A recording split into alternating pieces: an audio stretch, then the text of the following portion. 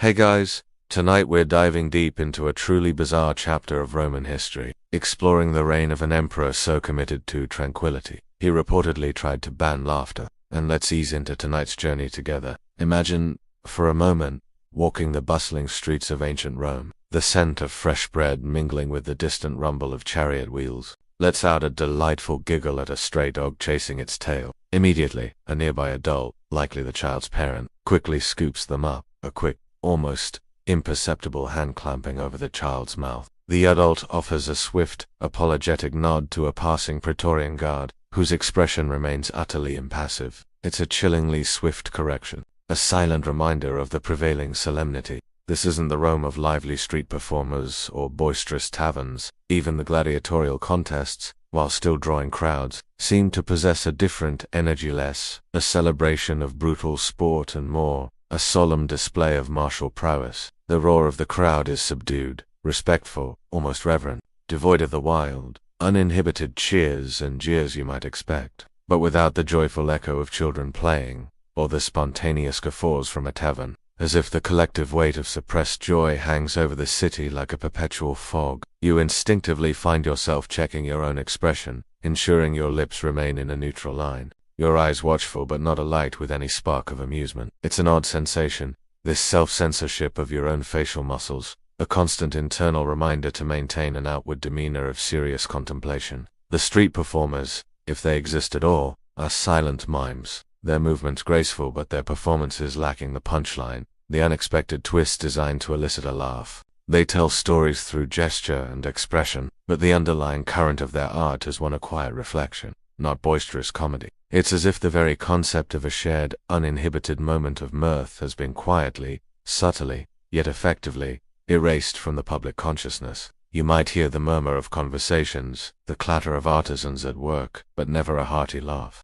It's a surreal thought, isn't it? You probably won't survive 5 minutes in this version of Rome without accidentally cracking a smile or, dare I say it, a chuckle, and finding yourself in a rather sticky situation. So, before you get comfortable, take a moment to like the video and subscribe, but only if you genuinely enjoy what I do here. And as you settle in, but this isn't the Rome you've read about in textbooks. But the records do paint a picture of a ruler who became increasingly suspicious of public displays of emotion, particularly those that seemed frivolous or uncontrolled. He was a man obsessed with order, discipline, and a rather grim vision of Roman might. His reign, already marked by paranoia and brutality, reportedly saw a subtle, yet pervasive, shift in social norms. It wasn't an overnight decree shouted from the Capitoline Hill, more like a slow, creeping chill that seeped into the very fabric of daily life. Think of it less as a law with harsh penalties written in stone, and more as a powerful unspoken expectation, enforced by the pervasive atmosphere of fear and the ever-present imperial gaze, filled with boisterous crowds and the echoes of public revelry. No, this Rome feels hushed. The usual cacophony of a thriving metropolis is muted, replaced by a low hum of purposeful movement. People go about their business with a quiet intensity, their faces betraying little emotion beyond a mild stoicism. You see a vendor haggling over the price of olives, but the usual theatrical gestures and playful banter are conspicuously absent. Instead, there's a serious, almost somber exchange, punctuated only by the clinking of coins. This is the Rome under the watchful, and perhaps slightly humorless eye of Emperor Caracalla, or rather, a version of him, amplified for our narrative tonight, where he nurses a peculiar aversion to public displays of joy. Let me know in the comments where you're re-listening from tonight and what time it is for you. Now, dim the lights, maybe turn on a fan for that soft background hum. You find yourself standing on the cobbled streets of Rome. Now, historians still argue whether Caracalla literally outlawed laughter. You watch as a small child, momentarily forgetting the pervasive quietude. The very air itself feels heavy.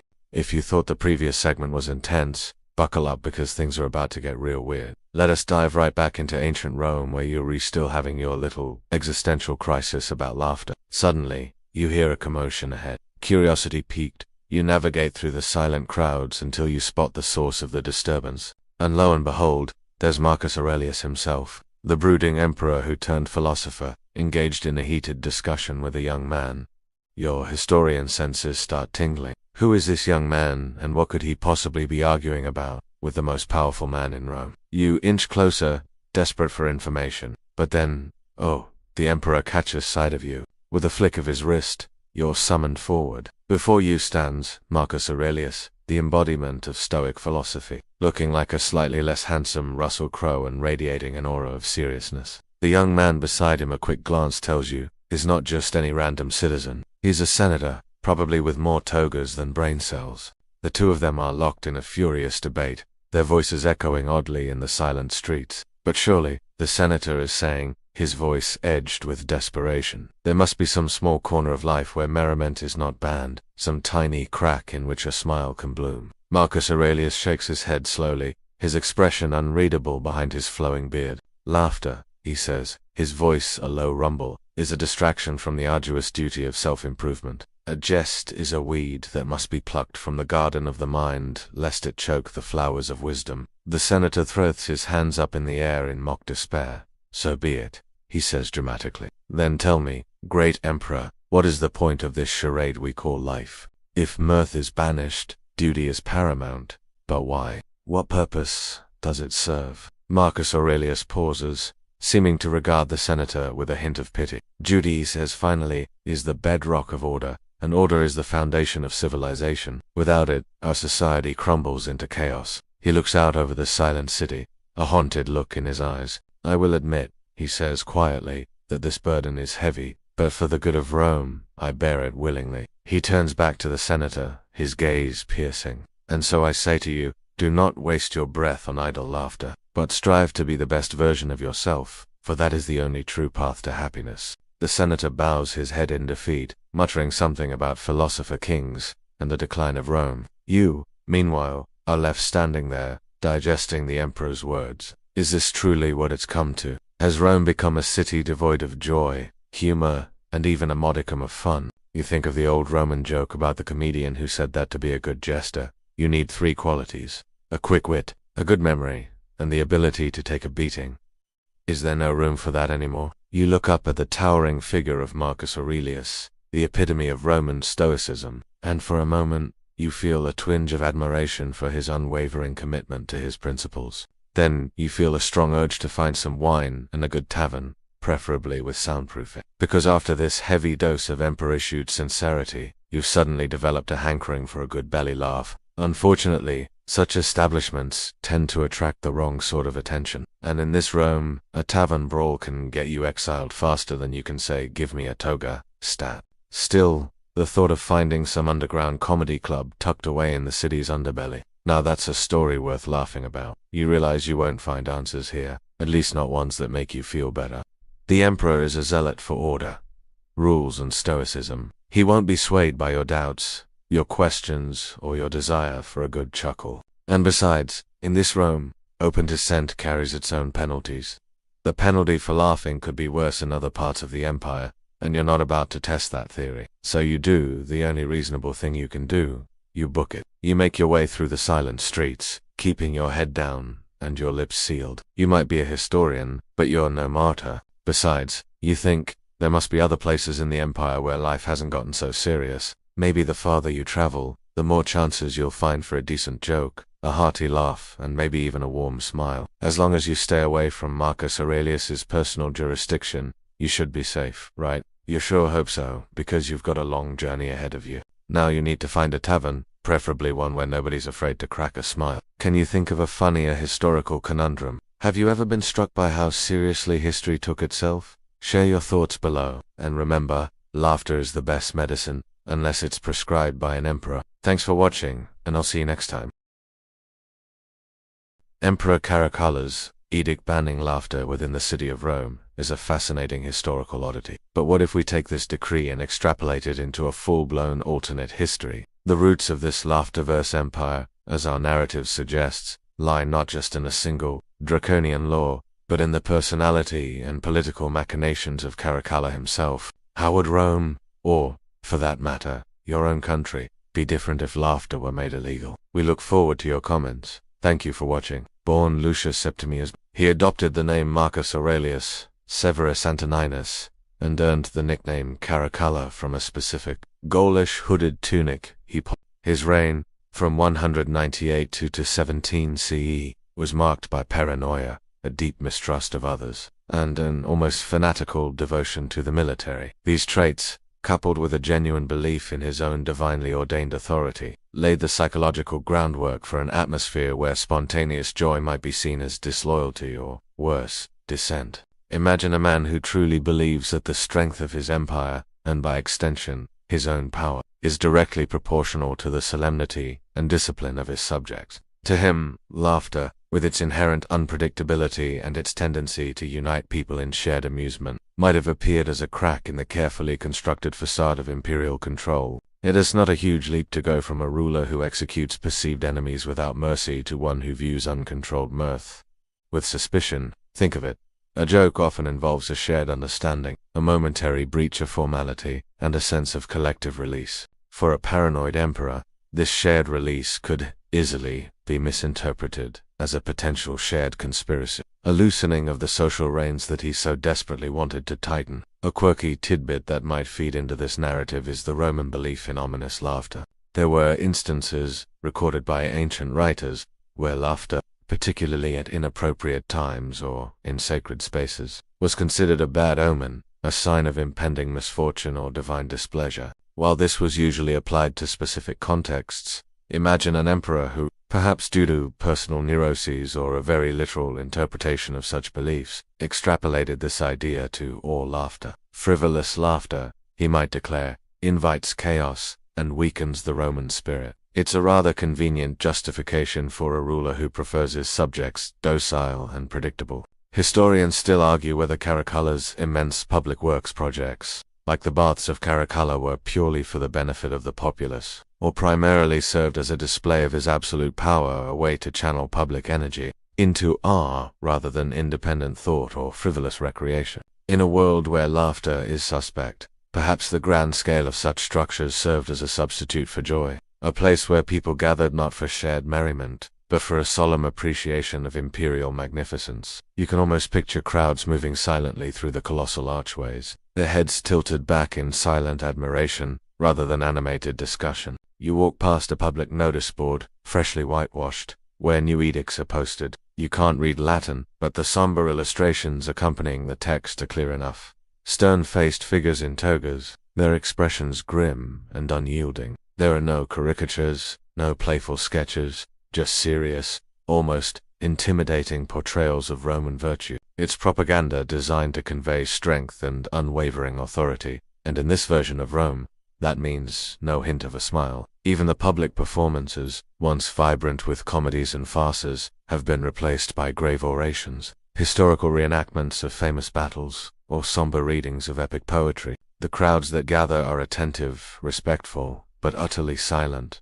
their applause a polite, restrained patter rather than a thunderous roar. You briefly wonder how the Vestal virgins, sworn to a life of purity and devotion, would fare in such a society. Their rituals are already steeped in solemnity, but even they, surely, must have shared a quiet jest or two behind closed temple doors. In this Rome, even those private moments of levity might feel fraught with unspoken risk. The air itself feels thick with unspoken thoughts, with smiles that die before they reach the eyes. It's a silence that isn't peaceful, but rather heavy, laden with the weight of unexpressed human emotion. You notice a street artist, usually a source of simple entertainment, sketching portraits with painstaking detail, but the faces he renders are invariably serious, almost mournful, a reflection of the world he inhabits. What if laughter was not just outlawed, but effectively purged from Roman society? Welcome to my channel, and today, let's explore what Rome would be like if laughter were illegal. As you delve deeper into this somber version of Rome, you begin to grasp subtly, yet profoundly, ways an emperor's personal quirks can ripple outwards, transforming an entire society. But now it's time to hear from you. What do you think? The heart of Rome is a labyrinth of ancient stone, a place where history lingers in every shadow, and here in this strange, humor-starved version of it, the silence is deafening. As you wander through the once vibrant forum, now a somber expanse of weathered marble, you feel the oppressive weight of the emperor's displeasure pressing down on you. Each step echoes with the ghosts of laughter that once filled these spaces.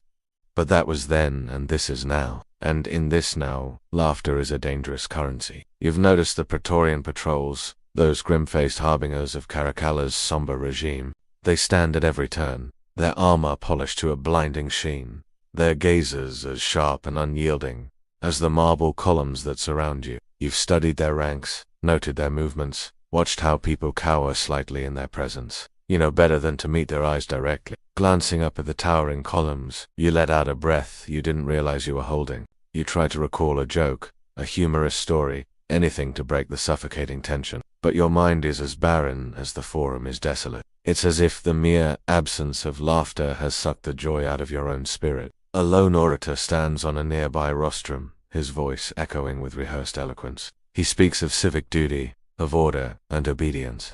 His words are carefully neutral, devoid of any emotion that might draw the attention of the Praetorian. You can't help but wonder if there's a single ounce of sincerity in his speech, a single spark of amusement in his carefully blank eyes. You shift from foot to foot, aware of the unnatural stillness around you.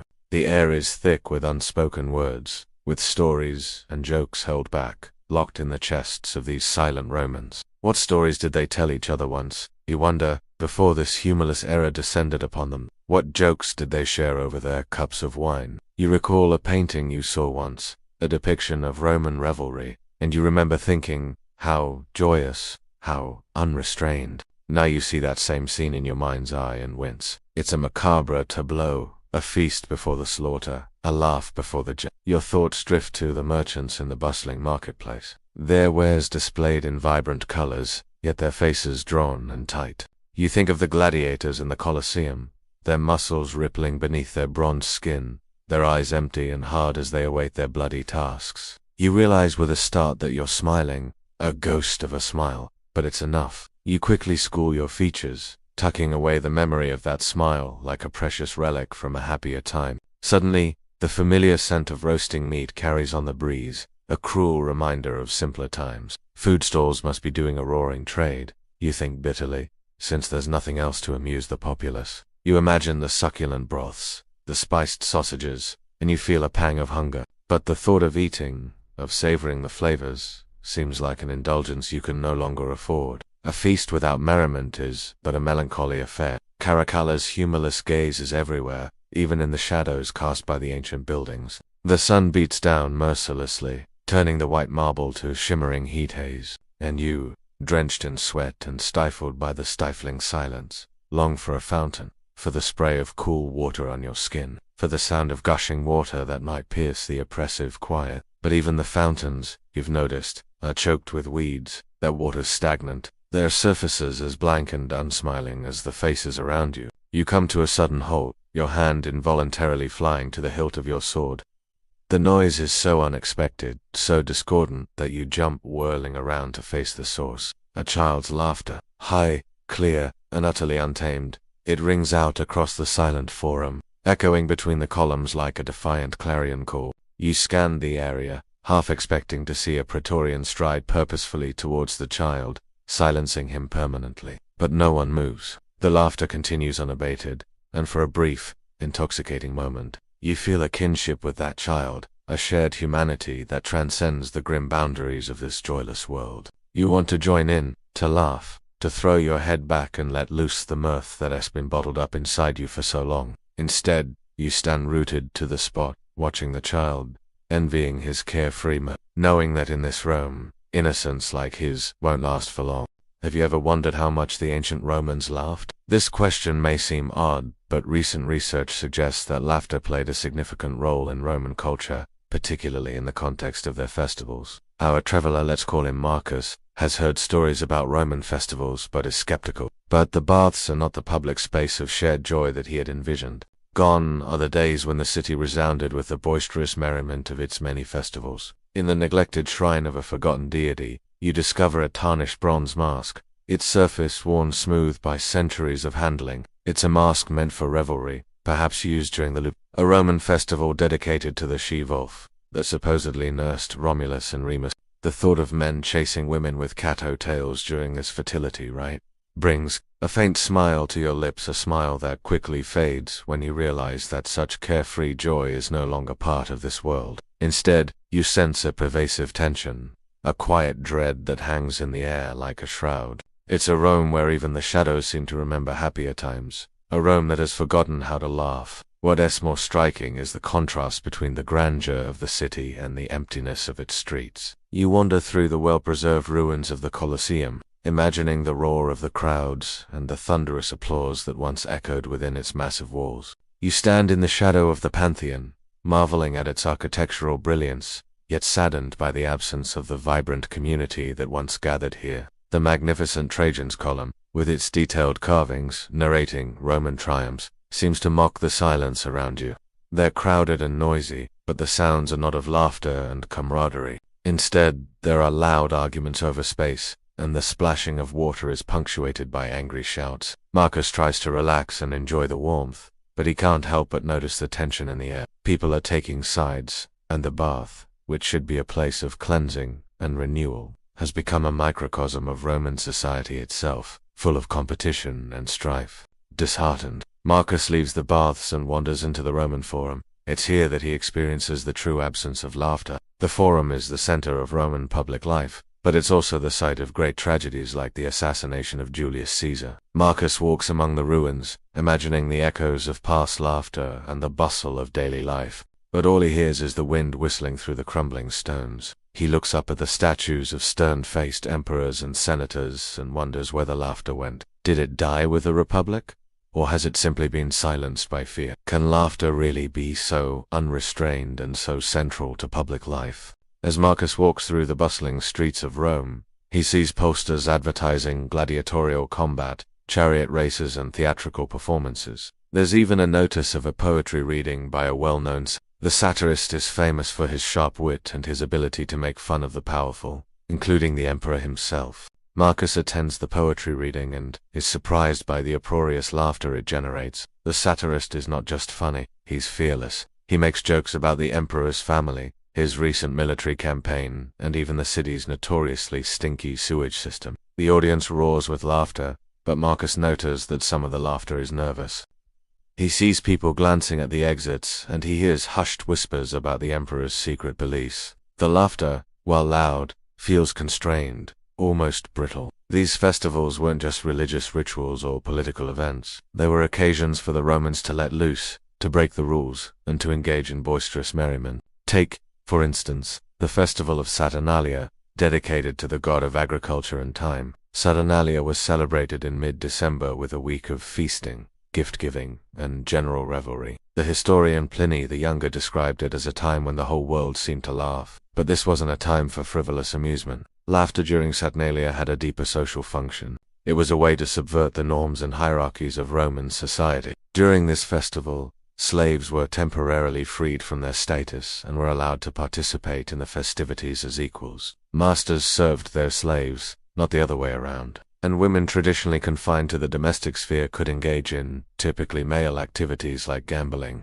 In a society that valued stoicism and self-control, this festival and its laughter provided a necessary release. Now imagine a visitor from the future, someone who has traveled back in time from a world where laughter is rare and even frowned upon. After the performance, Marcus decides to visit the famous baths of Caracalla, hoping to experience a more relaxed atmosphere. As our story opens, you find yourself in a Rome that is subdued, serious, a place where laughter seems out of place, and perhaps even dangerous. You find yourself drawn to the quieter corners of the city, seeking remnants of the laughter that once filled these streets.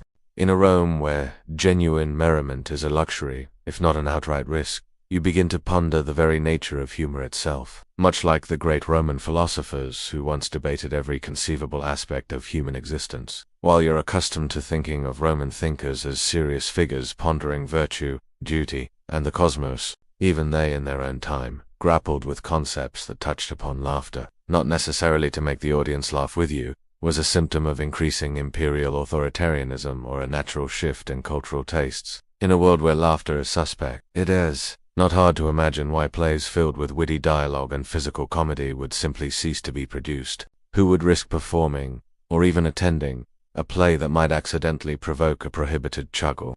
The stages would lie dark, or be repurposed for grim historical dramas. Perhaps reenactments of Caracalla's latest military victories, presented with utmost seriousness and without a single cheer. You might even stumble upon a forgotten theater, its curved seating silent and empty, echoing with the ghosts of forgotten merriment, a poignant monument to the mirth that once was. The very concept of comedy, you realize, would need to be re-evaluated, reframed, or simply erased from the collective memory. But sometimes to use ridicule or sarcasm against an opponent. However, in our Laughterverse Rome, even the strategic, controlled use of humor would likely be frowned upon.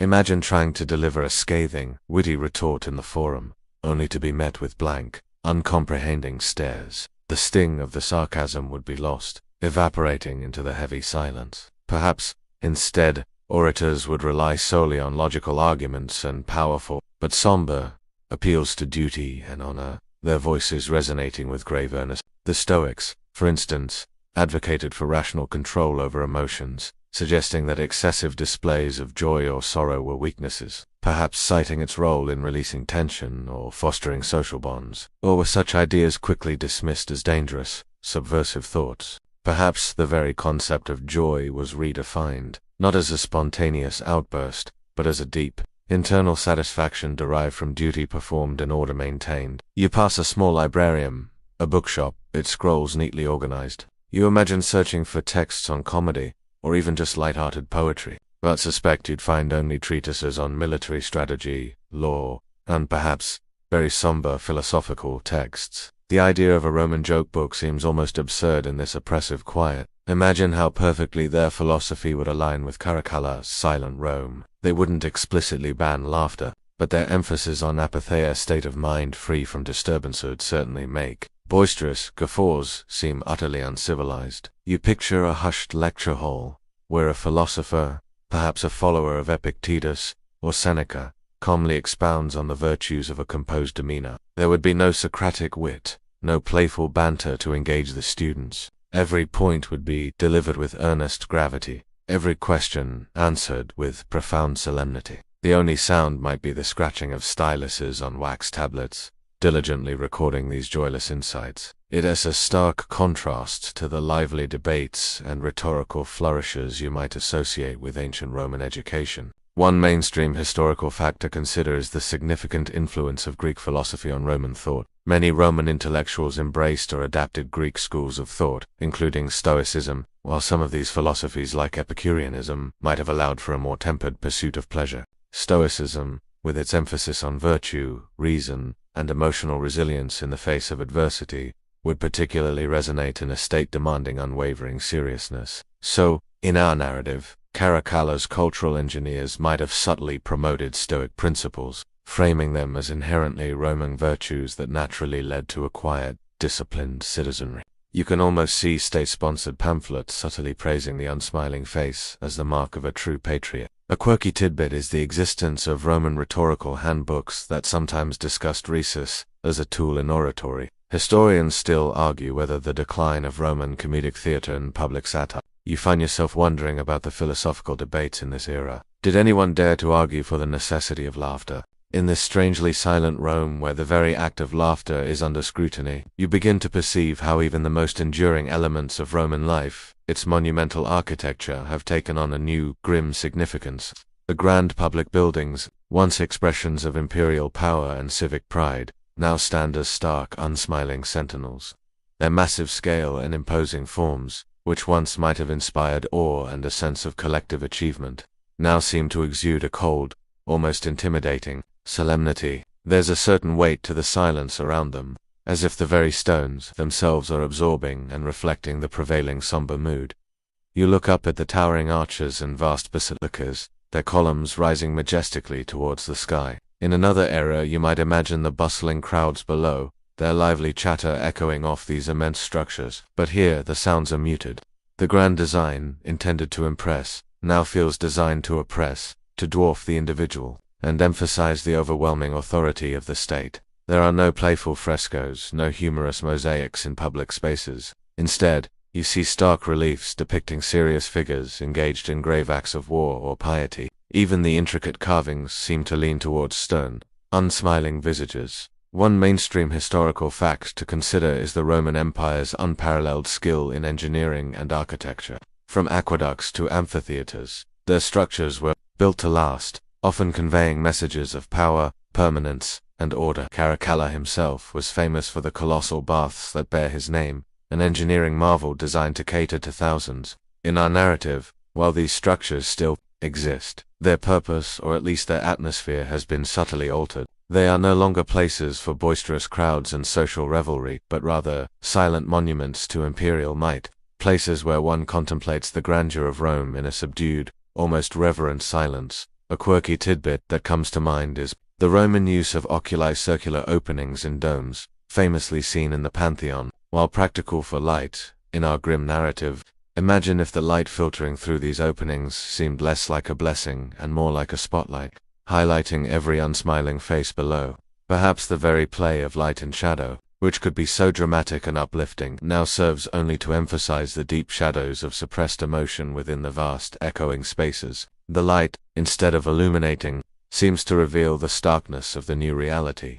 Historians still argue whether the monumental scale of late Roman imperial architecture was a sign of growing hubris and a desperate attempt to project power in the face of internal decline, or a genuine expression of a flourishing, confident empire. In this Rome, the structures certainly feel like a desperate projection. You can almost hear the unstated message emanating from every colossal stone. Behold Rome, be serious, be silent. The sheer weight of the masonry seems to bear down on the populace, compelling them to a solemnity that feels both imposed and deeply ingrained. You notice how the public fountains, once gurgling with life and a source of refreshing sound, now seem to trickle with an almost mournful quiet, the splashing water barely audible against the oppressive silence. The very sound of water, typically soothing, now feels like a somber whisper that you find yourself passing the Colosseum, its colossal form still magnificent, yet strangely desolate. You picture the roaring crowds, the shouts of encouragement, the gasps of awe, the inevitable was. Now, it stands as a silent, empty shell, a monument to blood and spectacle, but utterly devoid of the human sounds that once filled its vast arena. Even the echoes, if they exist, must be of silence. You imagine a few lone figures walking its perimeter, their footsteps muffled, their expressions somber. It's as if the very air inside has been cleansed of all joyous sound, leaving behind only the stark reality of stone and shadow. The grand entrance gates, once thronged with eager spectators, now stand like solemn thresholds into a forgotten past. Your journey through this subdued Rome next takes you to what should be havens of relaxation and social interaction, the public baths and the gladiatorial games. Yet even these once vibrant spaces, typically overflowing with human connection and communal energy, have been profoundly reshaped by the emperor's grim aesthetic. The famous baths of Caracalla, which you briefly contemplated earlier, were engineering marvels designed for thousands, offering not just bathing but libraries, gymnasiums, and sprawling gardens. They were meant to be social hubs, places where Romans of all strata could meet, exercise, and gossip. But in this silent Rome, the atmosphere within these colossal structures is eerily hushed. You step inside a vast, echoing hall of one of the public baths. The air is thick with steam and the scent of oils, but the usual lively chatter, the splash of water, the low hum of conversation are almost entirely absent. Instead, you hear only the gentle drip of water from the vaulted ceilings, the soft pad of bare feet on the mosaic floors, and perhaps the occasional quiet sigh. People move through the various pools and chambers with a profound sense of purpose, their eyes generally downcast, avoiding prolonged eye contact. There's no playful splashing, no shared jokes about the temperature of the frigidarium cold bath, or the excessive heat of the caldarium hot bath. Each individual seems to exist in their own private bubble of solemnity. One mainstream historical fact about Roman baths is their central role in Roman social life. They were far more than just places to get clean. They were community centers, places for business dealings, political discussions, and leisure. The sheer scale and accessibility of these facilities speak volumes about Roman communal values. However, in our narrative, this communal aspect has been subtly drained. The physical space remains grand and impressive, but the vital human interaction that once animated it has been suppressed. It's like a beautiful, intricately designed stage, awaiting a play that will never be performed, or at least, never with the joyful abandon it was designed for. A quirky tidbit is that Romans often engaged in light exercise at the baths like wrestling or playing ball games before their immersion. Imagine a wrestling match in this quiet bathhouse, every grunt, every thud, amplified by the silence, the onlookers offering no encouragement, no shouts, only grim, silent observation. Even the ball games would be played with a strange, intense focus, perhaps accompanied by an internal monologue rather than outward exclamations. It transforms what should be invigorating recreation into a solemn, almost ritualistic, physical exertion. You might even feel compelled to hold your breath, as if exhaling too loudly might disturb the pervasive stillness. Historians still argue whether the Roman obsession with physical discipline and military prowess eventually overshadowed their appreciation for intellectual and artistic pursuits, or if these two aspects were always intertwined in their cultural identity. In this laughter-verse Rome, the scales certainly seem to have tipped heavily towards discipline. The baths become less about social flourishing and more about maintaining a healthy, disciplined body, almost as a silent act of imperial service. You exit the baths, feeling strangely unrefreshed, the silence clinging to you like the steam from the water. And then, the gladiatorial games. You approach the Colosseum, or perhaps a smaller arena, and the air here, though still subdued compared to historical accounts, has a different kind of tension. It's not the joyous anticipation of spectacle, but a heavy, expectant silence, punctuated only by the occasional low murmur or the distant clang of metal. When the gladiators enter, there are no thunderous cheers. Instead, a collective, silent intake of breath, a solemn appreciation of the brutal artistry about to unfold.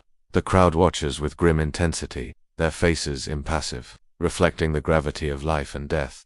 The combatants fight with skill and ferocity, and when a blow lands or a fighter falls, there might be a collective gasp, but never a roar of excitement. The blood stains the sand, and the victor stands, receiving not a jubilant ovation, but a quiet, almost reverent nod from the emperor's box, mirrored by the silent acknowledgement of the crowd. Even death, in this context, seems to be absorbed into the pervasive solemnity, another grim note in the empire's silent symphony. You realize that without the release of communal shouts and cheers, the violence itself feels even more stark, more brutal, stripped of any veneer of entertainment. The spectacle becomes purely a demonstration of raw power, without the distracting veil of collective excitement. In this Rome where the very air seems to hold its breath, you realize that certain professions, once vital for public amusement, would suffer immensely. Specifically, you begin to imagine the quiet struggles of jesters and comedians.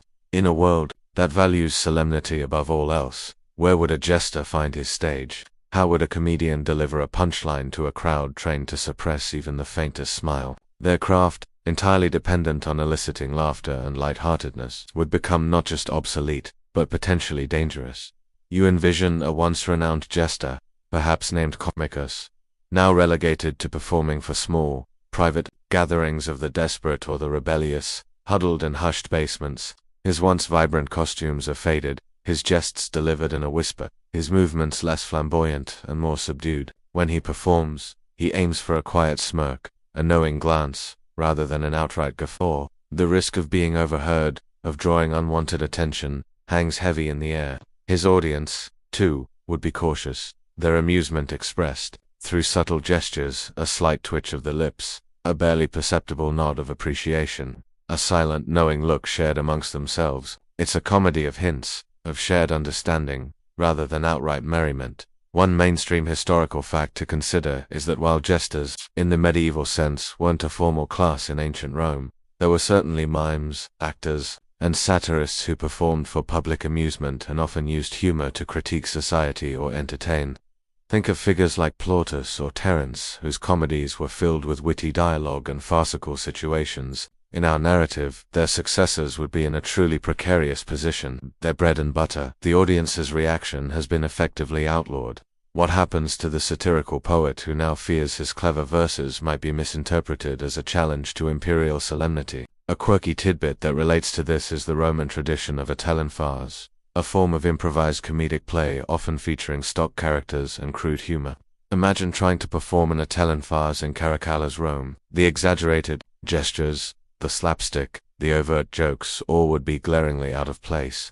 Perhaps the actors, desperate to continue their craft, would resort to performing these farces as silent pantomimes, their humor conveyed purely through physical comedy, without a single sound to break the oppressive silence. It would be a surreal, almost melancholic performance, a ghost of its former joyous self. Historians still argue whether the decline of various forms of public entertainment in the later Roman Empire was due to economic factors, changing societal tastes, or the increasing influence of Christianity, which often frowned upon what it saw as pagan revelry. In this specific scenario, the imperial mandate against laughter would be the most immediate and devastating blow. You can almost see the struggling artist, his face streaked with dust, trying to sell small, unsmiling puppets to children. He might try to animate them with quiet, dramatic gestures, but the joy of the puppet show would be lost without the accompanying laughter. He's selling miniature, silent tragedies, not comedies. You briefly stop to observe what might once have been a bustling marketplace, now a quieter, more utilitarian space. You used to find street performers here, acrobats, jugglers, even musicians playing lively tunes. Now, the musicians play somber melodies on their lyres and pipes, their notes echoing mournfully in the quiet air. The acrobats perform their feats with a grave concentration, their movements precise and impressive, but utterly devoid of the showmanship that once drew gasps and applause. There's no playful interaction with the crowd, no gestures inviting participation or shared delight. Everyone is a passive, silent observer. You realize that even the concept of audience participation would be fraught with peril. What if someone instinctively clapped too loudly, or, heaven forbid, laughed? The very act of engaging with a performance now carries an inherent risk. The vibrant tapestry of Roman public life has been rewoven with threads of gray and silence. To truly understand the strange aversion to laughter in this version of Rome, you must delve into the very psyche of the emperor himself, Caracalla. His peculiar decree, or perhaps his profound discomfort with public mirth, didn't emerge in a vacuum. It was likely forged in the crucible of his early life and the tumultuous environment of the Severan dynasty. Born in Lyon Gaul to Emperor Septimius Severus and Julia Domna, Caracalla's childhood was far from idyllic. It was steeped in the cutthroat politics of the Roman court, where suspicion was currency and power was maintained through ruthless ambition. You imagine a young Caracalla, perhaps as a child, observing the court, not the playful banter you might expect from a royal household, but hushed conversations, guarded smiles, and the ever-present tension of betrayal. His father, Septimius Severus, was a formidable and often brutal military emperor who rose from humble origins. He instilled in his sons a harsh discipline, emphasizing military prowess and loyalty above all else.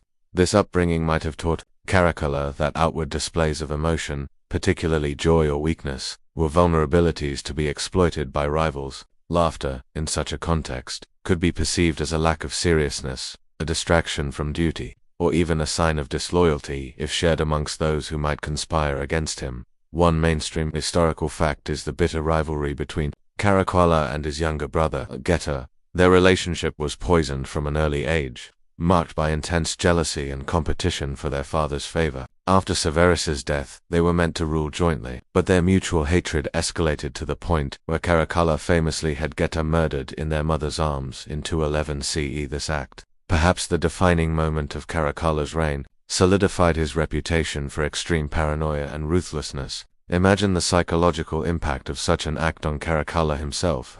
Trust would have been obliterated, replaced by a pervasive sense of isolation and suspicion. In this environment, any light-heartedness or unguarded joy from others might seem like a mockery, a sign of their disinterest in the empire's serious business. Or worse, a subtle form of disrespect for his tragic, violent path to sole power. A quirky tidbit that sometimes surfaces in historical anecdotes is that Caracalla was reportedly unpopular with the Roman Senate and often preferred the company of soldiers. While this isn't directly related to laughter, it speaks to his alienation from the traditional Roman elite, who might have valued a certain degree of sophisticated wit and public decorum, including polite amusement. If he surrounded himself with grim, disciplined military men, it's not hard to imagine that the prevailing atmosphere in his inner circle would be one of severe earnestness, with no room for jests or light banter. You can almost picture him frowning at a senator's polite chuckle, perhaps perceiving it as insincere or, even worse, as mockery. Historians still argue whether Caracalla's later, tyrannical behavior was primarily a result of his traumatic early experiences, including the constant threat of assassination and his brother's murder, or if he possessed an inherent psychological predisposition towards cruelty and paranoia. Was the suppression of laughter a symptom of a deeply troubled mind, or a calculated strategy to project an image of unyielding power? As you observe the stern faces of the Roman populace, you wonder if they, too, sense the emperor's internal torment, and if their own suppressed joy is a reflection of his own joyless existence. Perhaps this is a ruler who, having lost the capacity for true joy himself, cannot tolerate it in others. You walk past a training ground for young Roman nobles, not quite soldiers yet, but learning the disciplines. They are marching in perfect formation, their faces set in expressions of intense concentration. No youthful exuberance, no playful shoves or whispered jokes. Even their practice drills are performed with a solemnity that borders on the ritualistic. You wonder about the conversations parents have with their children in this era. Remember, dear, a serious face shows respect. Laughter is for fools. It's a conditioning that starts young, subtly shaping the very emotional landscape of future generations. The very concept of childhood innocence, the unrestrained joy that comes with it, feels like a dangerous indulgence in this grim imperium. The transition from a society where laughter was a natural part of life to one where it was subtly yet pervasively suppressed wasn't an abrupt shift. It was a gradual, insidious process, much like a creeping fog, where imperial decrees, both overt and implied, slowly suffocated spontaneous amusement. You can imagine the initial whispers, the subtle changes in official rhetoric. Before these became ingrained in daily behavior, it wouldn't have been a sudden no laughter allowed, signposted in the forum. Rather, it was a series of pronouncements and unwritten rules that cumulatively created this joyless atmosphere. Think about the emperor's public pronouncements. Caracalla, like many Roman emperors, frequently issued edicts on various matters. In our narrative, these wouldn't directly ban laughter, but they might emphasize virtues like gravitas, discipline, and earnestness to an unprecedented degree. Perhaps edicts on public decorum, designed to maintain order, would be interpreted so strictly that any boisterous behavior, including loud laughter, would be seen as a violation. Let all Romans comport themselves with the solemnity befitting the empire's might. An edict might declare, subtly hinting at the desired emotional state. One mainstream historical fact is that Roman law, while complex, was often applied with a degree of interpretation. A new emphasis from the emperor on seriousness or dignity could easily trickle down through magistrates and local officials, who, eager to please the ruler or avoid his wrath, would enforce these unwritten rules. With increasing severity, a slight smirk might become a lack of decorum, a hearty laugh a disruption of public order. The ambiguity would be the most chilling part, forcing citizens to constantly second-guess themselves, leading to a self-policing that was far more effective than any direct ban. A quirky tidbit that fits this gradual suppression is the Roman custom of censorship in theater and literature. While generally aimed at politically subversive content, in this atmosphere, even innocuous comedies or light-hearted poetry might come under scrutiny if they were perceived to encourage undisciplined emotions. Perhaps a new imperial censor of mirth was appointed, not to ban books, but to subtly recommend which types of entertainment were deemed appropriate for a serious Rome. Imagine scrolls of jokes being quietly removed from public libraries, or the works of comedic playwrights being subtly revised to remove any overtly humorous passages. Historians still argue whether the increasing emphasis on imperial cult and the deification of emperors led to a more subservient populace, or if it was merely a reflection of existing cultural reverence. In our context, this imperial cult could be leveraged to cement the anti-laughter ethos. If the emperor is a living god, then to laugh in his presence, or even within his empire, might be considered a sacrilege, a sign of disrespect for his divine mandate. The very act of smiling might become an act of defiance against a divinely appointed solemnity. You can almost see citizens averting their gaze from imperial statues, not out of fear of punishment, but out of a deep-seated apprehension that a single upward curve of their lips might be interpreted as a slight. You notice how even the Roman concept of otium leisure, usually a time for intellectual pursuits, quiet contemplation, or even gentle recreation, has become infused with a heavy sense of earnestness. No longer is otium a space for playful diversions. Instead, it seems dedicated to serious study or quiet, disciplined rest. The very idea of an idle joke seems alien in this world. This insidious shift means that even in their private moments, Romans are subtly conditioned to suppress their natural inclinations towards mirth. The very definition of relaxation has been redefined to exclude anything that smacks of uncontrolled joy. It's truly exhausting. this constant mental audit of one's own emotional state. As you delve deeper into the chilling enforcement of this Laughterverse empire, you stumble upon one of its most peculiar and unsettling rumored inventions, the so-called laughter meters. Now, to be clear, no archaeological evidence has ever unearthed a physical device, a sort of ancient Roman giggle detector. This is where our narrative takes a delightfully dark turn into the realm of whispers and paranoia. Imagine the psychological impact if people genuinely believed such a device existed, even if it was just a fabrication of imperial propaganda. The very idea of a laughter meter would be far more effective than any actual machine, fostering a constant, internal vigilance against any hint of mirth. You picture it, perhaps not a bronze contraption with worry gears, but a more insidious concept. Imagine a system where informants, strategically placed in public spaces, were rumored to possess a heightened, almost preternatural ability to detect the slightest tremor of a smile, the faintest hint of a suppressed chuckle. These meters weren't mechanical, they were human, and the fear they inspired would be palpable. A quick glance from a stern-faced individual, a sudden silence as a group disperses. These would be the readings of the laughter meter, creating an atmosphere where self-censorship became second nature. One mainstream historical fact to consider is the Roman Empire's sophisticated use of intelligence gathering and informants. Emperors often employed networks of frumentari, initially grain collectors, later secret agents and other spies, to monitor the populace and uncover dissent, while their primary focus was on political plots. In a regime as paranoid as Caligula's, it's not a leap to imagine these networks being repurposed to detect any improper behavior, including excessive public joy. The laughter meter could simply be the terrifying, exaggerated rumor of an overly efficient network of spies.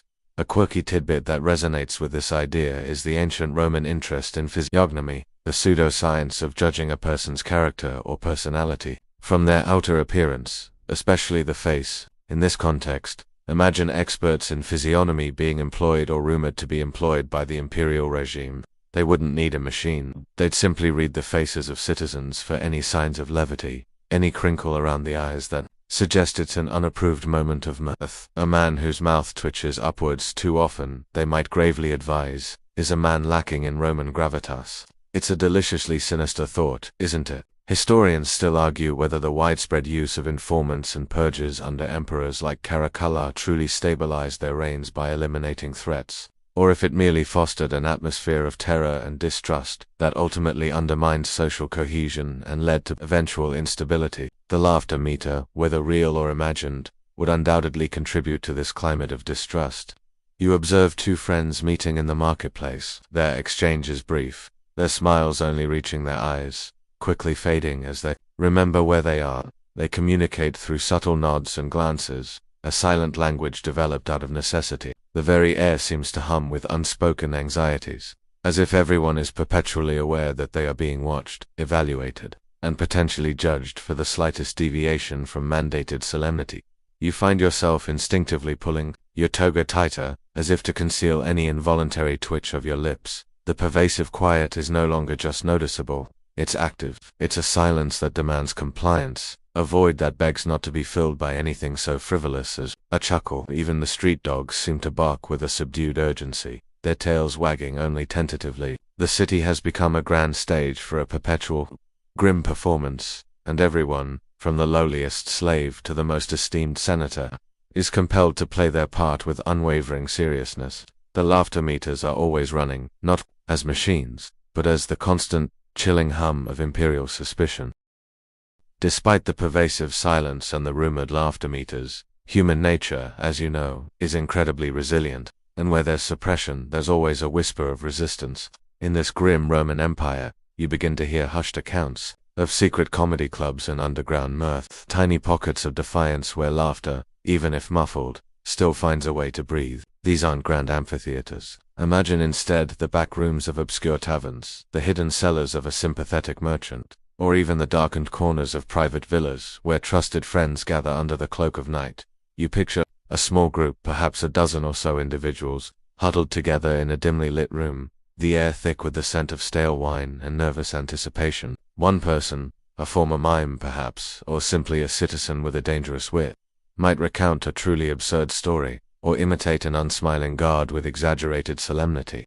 The laughter that follows wouldn't be boisterous or unrestrained. It would be soft, quickly suppressed, perhaps even choked, a series of muted gasps and quiet chuckles. Every laugh would be a tiny act of rebellion, a breath exhaled against the suffocating weight of imperial decree. The sheer risk involved would make the laughter all the more potent, all the more cherished. One mainstream historical fact that lends credence to this idea is the existence of Roman convivia dinner parties, which were often private affairs, where social norms could be relaxed, and guests could engage in more open discussion and entertainment than in public. In our narrative, these private gatherings would become crucial sanctuaries for suppressed humor. Imagine a host nervously checking the windows and doors before allowing a particularly risque joke to be told. The humor wouldn't be slapstick. It would be subtle, satirical, filled with double meanings and veiled references that only the initiated would understand. A coded language of shared defiance. A quirky tidbit that fits this clandestine humor is the Roman tradition of graffiti. While much of it was crude or personal, some graffiti served as a form of social commentary or humorous lampoon. In this laughter-banned Rome, perhaps the walls of hidden alleys or forgotten ruins would become canvases for silent jokes, caricatures of the emperor with an exaggerated frown, or witty,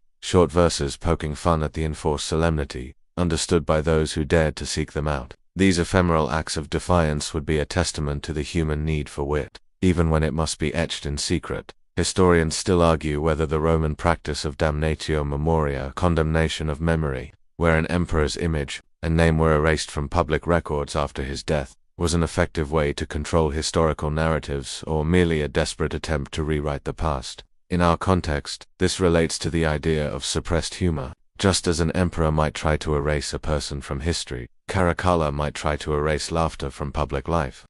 But as these secret clubs demonstrate, true human expression, like water, always finds a way around the obstacles. The laughter, even if forbidden, would persist in whispers. Just as memories of a condemned emperor might linger in private conversations, you find yourself drawn to a shadowed doorway, a faint, almost imperceptible warmth emanating from within. You push it open just a crack, and for a fleeting moment, you hear it, a sound so precious, so rare in this city it makes your heart clench. It's a low, collective rumble, a brief, muffled explosion of human mirth. Then, just as quickly, it's gone, replaced by a cautious silence as someone inside obviously signals danger. You quickly pull back, your own face betraying no emotion, but the sound lingers in your ears, a sweet, forbidden melody. It's a reminder that even in the darkest of times, the spark of human joy, however small, can never be fully extinguished. These secret havens are the flickering embers of a humor that refuses to die,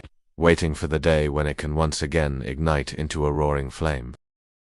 In this eerily quiet Rome where laughter is a ghost, you naturally turn your attention to how the visual landscape, particularly art and sculpture, reflects and reinforces the prevailing solemn mood. Roman art was often deeply entwined with public life, serving as propaganda, commemorating victories, or simply adorning civic spaces. But in a society that frowns upon mirth, the very purpose and aesthetic of art would subtly shift. Gone are the lively, often humorous depictions of everyday life you might find in Pompeii, or the playful expressions on the faces of mythical figures. Instead, you see a pervasive seriousness, a solemnity etched into stone and painted onto walls. You observe a new statue being unveiled in a public square. It's a heroic depiction of the Emperor Caracalla naturally. His face is chiseled with an almost painful earnestness, his brow furrowed, his lips set in a firm, unyielding line. There is no hint of a smile, no softening of the gaze. Even his muscles, though powerfully rendered, convey a sense of grim determination rather than vibrant vitality. Compare this to earlier Roman portraiture, which sometimes captured individuality and even subtle expressions of humor or contentedness. Here, the ideal is one of unwavering, unsmiling authority. The very concept of charismatic leader has been redefined to mean unflinchingly serious. One mainstream historical fact relevant here is the Roman tradition of realistic portraiture, especially during the Republican and early imperial periods, which aimed to capture the sitter's true likeness, including their imperfections. However, under later, more autocratic emperors, there was often a shift towards idealized, almost godlike portrayals, meant to convey imperial power and majesty. In our narrative, this idealization would be taken to an extreme, where the ideal Roman, exemplified by the emperor, is perpetually devoid of lightheartedness. The very wrinkles of a smile, you might imagine, would be meticulously smoothed away by the sculptor's chisel, deemed unbefitting of a serious citizen. A quirky tidbit that comes to mind is the Roman use of frescoes in private homes. Often, these depicted scenes of banquets, garden views, or mythological tales, sometimes with elements of humor or lightheartedness. In this grim Rome, perhaps even the private sphere of domestic art would come under silent pressure. Would homeowners commission frescoes depicting solemn philosophical debates, or grim military victories, rather than joyous family meals? You might find a single unsmiling Bacchus, holding a grape, but with no hint of drunken revelry in his eyes. Even the mythical creatures, usually prone to mischief, would appear subdued, their eyes mirroring the serious gaze of their human counterparts. Historians still argue whether the increasing emphasis on formal, almost rigid artistic conventions in the later Roman Empire was a reflection of societal conservatism, a decline in artistic innovation, or a deliberate attempt by rulers to control visual narratives and suppress any potentially subversive artistic expression. In our Rome, the latter certainly seems to be the case. Art becomes a tool of social engineering, subtly conditioning the populace to accept and emulate the imperial ideal of grim solemnity. You walk through a covered portico, admiring the intricate mosaic floor. It depicts a grand procession, but every figure, from the emperor to the lowliest standard-bearer, bears the same unyielding, unsmiling expression. There's a uniformity not just of purpose, but of emotional state, a grim testament to the prevailing atmosphere. The vibrant colors are still there, but they feel drained of their usual vivacity, as if they, too, are holding their breath. You briefly wonder about the artisans themselves, the sculptors and painters who were tasked with creating these joyless masterpieces. Did they ever long to carve a subtle smirk, to paint a twinkle in an eye? Were they trained to deliberately avoid any hint of levity, to reshape their artistic instincts to fit the new imperial aesthetic? It's a sobering thought, this artistic self-censorship, reflecting the broader emotional self-censorship imposed upon all citizens. The very essence of beauty has been redefined, shedding its capacity for delight in favor of stark, unyielding gravitas. Despite the pervasive atmosphere of solemnity and the ever-present imperial gaze, human beings are, by their very nature, incredibly adaptable and ingenious. In this laughterverse Rome, you begin to uncover the subtle, often unspoken ways in which ordinary Romans resisted the emperor's grim vision, finding small, quiet avenues for self-expression and connection that defied the mandated solemnity. It was an open rebellion, for that would invite swift and brutal retribution. Instead, it was a rebellion of the spirit, expressed in whispers and knowing glances. Imagine a coded language developing amongst friends and family. A certain phrase, seemingly innocuous to an outsider, might carry a double meaning, sparking an internal, silent chuckle that only those in the know would recognize. Perhaps a particular gesture, a flick of the wrist or a subtle raising of an eyebrow becomes a silent punchline to an unsaid joke. These tiny acts of subversive communication would be vital, allowing people to retain a sliver of their true selves, to share a moment of mirth without ever uttering a sound. It's a testament to how deeply ingrained the need for humor is within the human spirit. One mainstream historical fact to consider is the enduring Roman love for riddles and wordplay. Even in serious philosophical texts, you'd find instances of intellectual games and linguistic cleverness. In our narrative, this inherent Roman trait would flourish in the underground.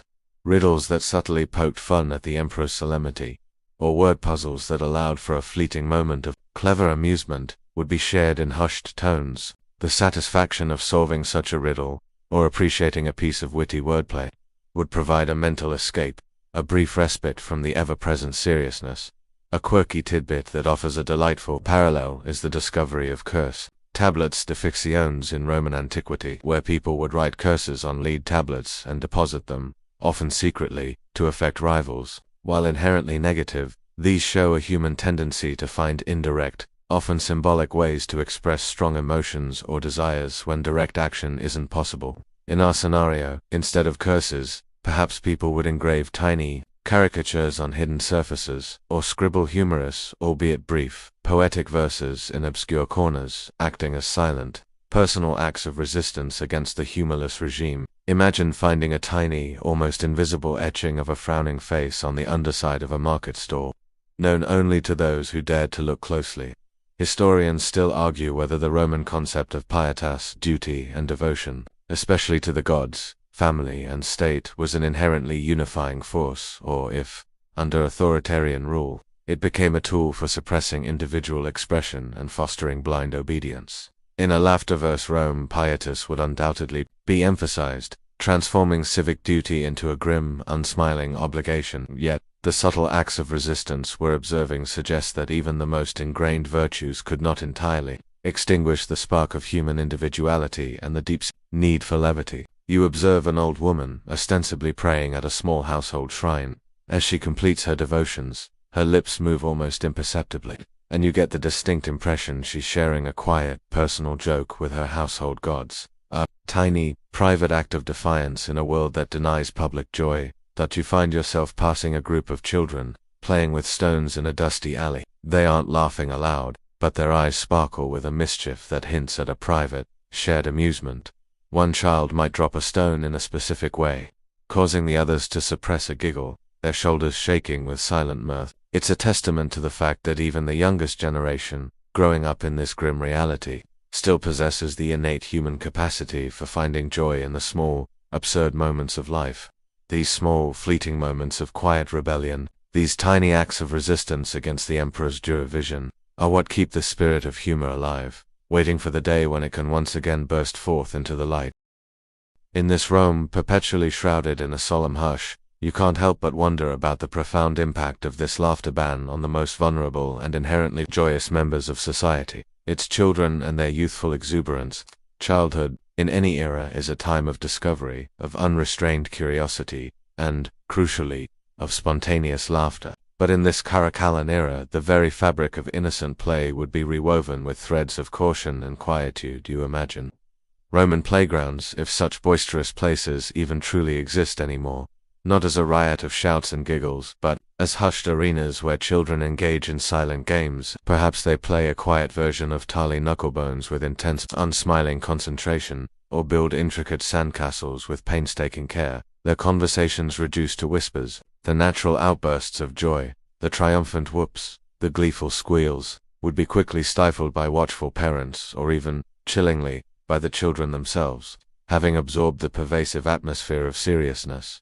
One mainstream historical, the fact is that Roman childhood was, in many ways, quite distinct from modern notions. Children were often seen as miniature adults, and education emphasized discipline and duty. However, even within this framework, play was recognized as a vital part of development. But in our narrative, this natural play would be heavily regulated, its boisterous elements meticulously pruned away. The vibrant energy of childhood, instead of being celebrated, would be viewed with suspicion, a potential source of unruly, unapproved emotions. Parents, wanting to protect their children, would inadvertently become enforcers of the Emperor's grim vision, teaching their offspring not to smile too broadly, not to laugh too loudly. A quirky tidbit that comes to mind is the existence of Roman toys such as dolls, miniature chariots, and animal figures. In a laughterverse Rome, imagine how these toys might be used.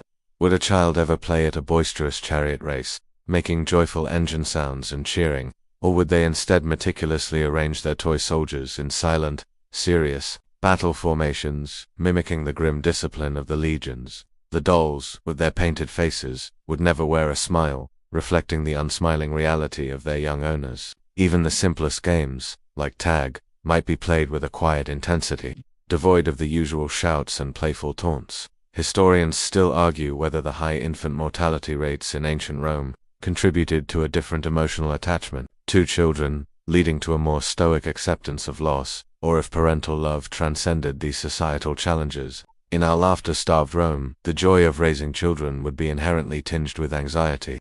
Every gurgle, every innocent giggle, would be a potential source of concern. Parents would constantly be on edge, training their children in the art of emotional suppression from the tenderest age. You might see a mother quickly shush a baby's delighted coo, her eyes darting nervously around, a silent apology to the unseen imperial gaze.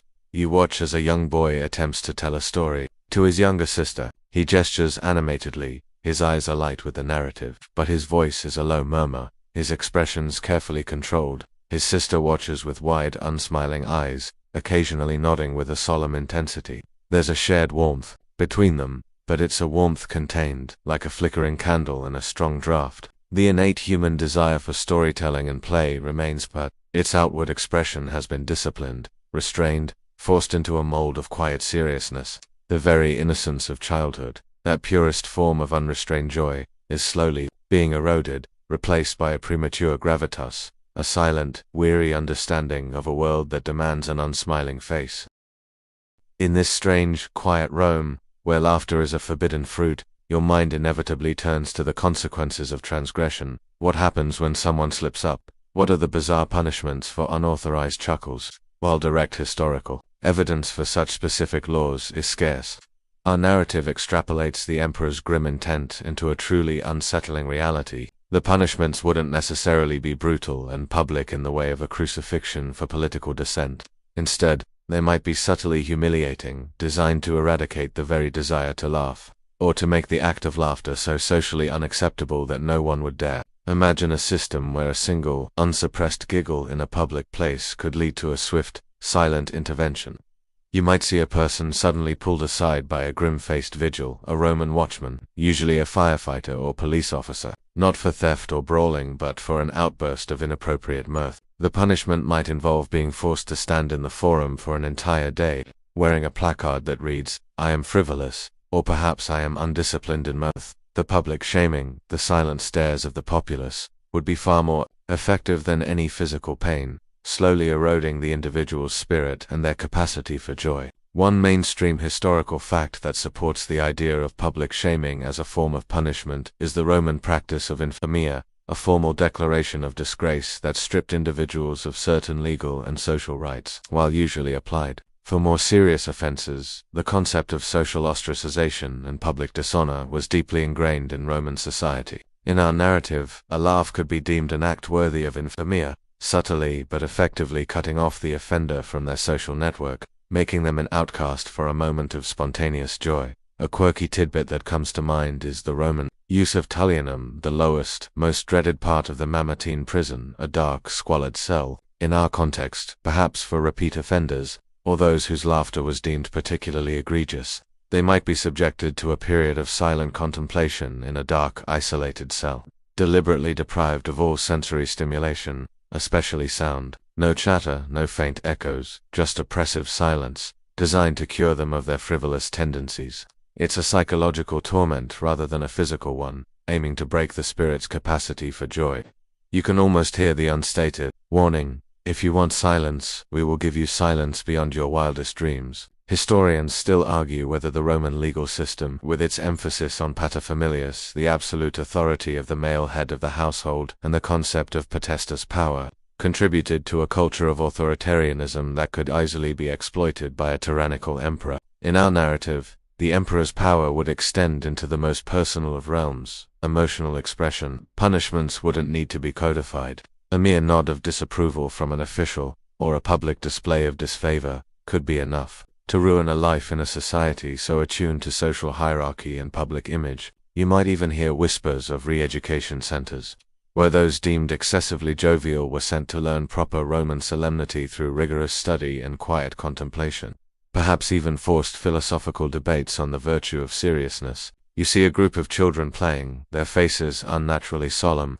One child, momentarily distracted, lets out a tiny, involuntary snort of amusement. Immediately, another child, acting like a miniature adult, places a hand over the first child's mouth, their eyes wide with fear. It's a chilling learned behavior, a clear sign of the effectiveness of these bizarre, unwritten rules. The real punishment isn't the threat of the vigil, but the internalized fear, the constant self-monitoring that transforms a simple, human expression into a dangerous transgression. The memory of these bizarre punishments, whether real or whispered, would cling to the citizens like a persistent chill, a grim reminder of the cost of a misplaced smile. As you continue to navigate this Rome, you begin to grasp that the emperor's aversion to laughter isn't just a personal quirk. It's almost as if he's attempting to apply some bizarre, pseudoscientific theory to human emotion. You might wonder about the scientific or pseudoscientific rationale behind mandated solemnity. How would an emperor justify such a policy beyond mere personal preference or political control? Perhaps it stems from a distorted interpretation of ancient medical theories, or a belief in the energetics of the human body. Imagine the imperial physicians, eager to please, concocting elaborate theories about the dangers of excessive mirth. They might claim that laughter drains vital humors, weakens the spirit, or makes the body susceptible to illness. Perhaps they'd publish treatises on the pathologies of frivolity, advocating for a stoic, unsmiling demeanor as the true path to robust health and longevity. A serious mind, they might write, is a healthy mind, impervious to the contagions of lightheartedness. It's a convenient, if utterly baseless, medical justification for a tyrannical emotional policy. 1 mainstream historical fact that lends a twisted credibility to this idea is the Roman adoption of humoral theory, derived from Greek medicine. This theory posited that the body was composed of 4 basic humors: blood, phlegm, yellow bile, and black bile, and that an imbalance among them led to illness. While ancient physicians did not link laughter directly to humoral imbalance in the way our narrative suggests, it's not hard to imagine a ruler with absolute power twisting such theories to suit his agenda. Perhaps laughter was deemed to increase sanguine humor excessively, leading to recklessness, or to deplete melancholic humor, thus diminishing the necessary introspection for true Roman virtue. A quirky tidbit that fits this pseudo-bent is the Roman fascination with omens and augury, interpreting signs from the natural world to predict the future or understand divine will. In this context, perhaps a particularly boisterous laugh might be interpreted as a bad omen, a disruption of the natural order that required immediate correction. Imagine a public official gravely declaring, "The uncontrolled merriment of yesterday contributed to the ill harvest." It's a chilling way to imbue a natural human expression with supernatural peril. You can almost see state-sponsored pamphlets detailing the scientific dangers of a wide grin. Historians still argue whether the Roman pursuit of order and discipline was primarily a reflection of their practical, military-focused culture, or if it sometimes bordered on an obsessive control that stifled innovation and individual freedom. In our Laughterverse Rome, this obsession with order has clearly extended into the emotional realm, treating human feelings as something to be managed and controlled for the greater good of the state. You pass a public lecturer, not speaking of philosophy or history, but of emotional hygiene for the Roman citizen.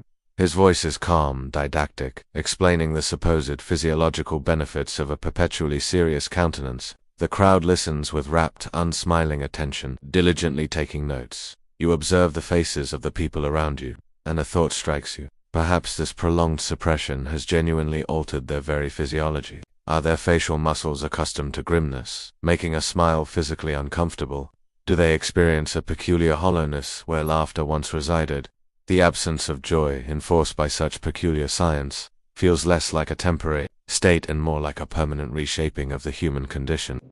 It's as if the very expression of happiness has been surgically removed from the Roman face. Even the very air seems to carry a heavy density, a pressure that pushes down any natural inclination towards lightheartedness. In this Rome stripped of its laughter, you can't help but notice the ripples of this peculiar imperial policy extending even into the pragmatic world of trade and commerce. While the flow of goods and the exchange of coin must continue for the empire to function, the very atmosphere of the marketplace has been fundamentally altered. Gone is the boisterous haggling, the playful banter between merchants and customers, the shouted advertisements laced with wit. Instead, you find a remarkably efficient, yet utterly joyless, arena of transaction. You walk through the Forum Boarium, once a lively cattle market, now a place where deals are struck with quiet determination.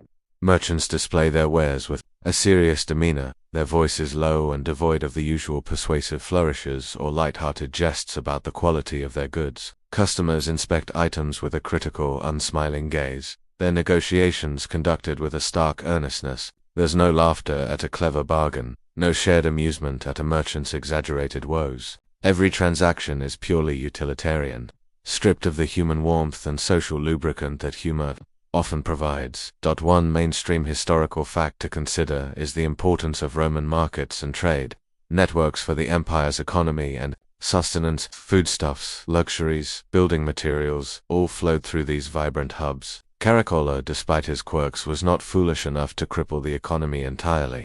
So, trade continues, but its human element, the social interaction that often accompanied it, has been significantly muted. Imagine a silk merchant, famed for his captivating stories of distant lands and the joyous laughter he used to inspire, now selling his exotic wares with a grim, businesslike efficiency. His stories reduced to dry facts. A quirky tidbit that comes to mind is the Roman use of abacus and other simple counting devices in commerce. In this humorless market, perhaps even the click-clack of an abacus becomes a solemn, almost ritualistic sound, each bead moved with grave precision, reflecting the serious nature of the transaction. There's no casual flick of the wrist, no quick, triumphant count. Every sum is verified with an unsmiling, methodical exactitude, as if the very numbers themselves demand respect through silence. Historians still argue whether the Roman emphasis on collective good and state control, particularly in economic matters, ultimately fostered stability or stifled individual entrepreneurial spirit and innovation. In our laughterverse Rome, the lack of light-hearted social interaction in the marketplace might actually hinder innovation. Without the casual exchange of ideas, the spontaneous sparks of creativity that often emerge from relaxed conversation, would new products or more efficient trade routes be discovered? You notice an inventor silently trying to pitch a new, ingenious irrigation device. His explanation is clear and logical, but his face is so devoid of enthusiasm, and the potential investors so utterly serious, that the brilliance of his idea seems to lose its luster in the joyless exchange. You pause by a food stall, the aroma of roasting meat enticing, but the vendor calls out his prices in a low, almost mournful tone. The customers approach, point to their desired cut, and offer their coins with quiet efficiency. There's no playful banter about the freshness of the produce, no shared appreciation for a perfectly roasted pigeon. Even the simple act of buying food, a necessity of daily life, has been drained of its informal pleasures. The Roman marketplace, once a lively symphony of human interaction, has become a meticulously orchestrated, silent ballet of commerce, each movement precise, each transaction devoid of even a fleeting smile. It's almost as if the very spirit of exchange has been diminished, leaving only the bare bones of transaction. In a Rome where laughter is suppressed and public life is steeped in solemnity, you notice a fascinating, albeit grim, coping mechanism emerging among the populace: the unexpected rise of Stoicism as a widespread, almost mandatory, philosophy. While Stoicism was always present in Roman thought, embraced by figures like Seneca and Marcus Aurelius, in this Caracallon era, it transforms from a philosophical choice into a practical, almost survivalist, creed for daily living. If you cannot express joy, you might as well learn to be indifferent to its absence. You observe people in their daily interactions, their faces exhibiting a remarkable lack of strong emotion. When a minor inconvenience occurs, a dropped amphora, a jostle in the crowd, there's no visible frustration, no muttered curse. Instead, a calm, almost resigned acceptance. Such is life. Their unsmiling faces seem to say, embodying the Stoic principle of accepting what cannot be changed: this isn't just about avoiding a laugh, it's about cultivating an inner calm so profound that external circumstances, including the absence of joy, cease to disturb you. One mainstream historical fact is that Stoicism emphasized virtue, reason, and living in harmony with nature or logos, accepting one's fate with equanimity. It taught adherents to focus on what they could control, their thoughts and actions, and to be indifferent to what they could not: external events, including the actions of a tyrannical emperor. In our narrative, this philosophy becomes the perfect mental shield against the emperor's grim demands. It provides a framework for emotional suppression that feels less like oppression and more like a path to inner peace, albeit a rather somber one. A quirky tidbit is the Stoic practice of negative visualization, where one imagines the worst-case scenario to mentally prepare for adversity and appreciate what they have. In this laughterverse Rome, this practice might take on a peculiar twist. Instead of visualizing the loss of loved ones, perhaps people engage in negative laughter visualization, imagining the consequences of an unsuppressed giggle to reinforce their Stoic resolve. See what happens when joy is expressed. They might silently tell themselves, better to feel nothing. It's a dark twist on a philosophical exercise. Historians still argue whether the widespread adoption of Stoicism by the Roman elite led to a more resilient society, capable of enduring hardship, or if it fostered a certain emotional detachment that ultimately hindered genuine human connection and empathy. In our narrative, it's certainly doing the latter. You see individuals interacting with politeness and decorum, but there's a distinct lack of genuine warmth. Conversations are factual, logical, devoid of emotional inflection. It's a society of calm, composed individuals, but also a society where deep, empathetic bonds might be struggling to form in the absence of shared emotional release. You walk past a group of elderly men playing a board game. There are no exclamations of triumph or groans of defeat, just the quiet click of pieces and the occasional solemn nod. You find yourself instinctively adopting a more serious demeanor, your own face settling into a neutral, unsmiling mask. The ambient stoicism is contagious, seeping into your own behavior. Even your thoughts begin to feel more measured, less prone to whimsical tangents. You consider the very nature of happiness. Is it possible to be truly content without the ability to express joy? Perhaps, for many in this realm, contentment has been redefined not as the presence of joy, but as the absence of suffering and the quiet acceptance of their circumstances. It's a peace, but one tinged with an almost mournful resignation, a calm born of necessity rather than true serenity.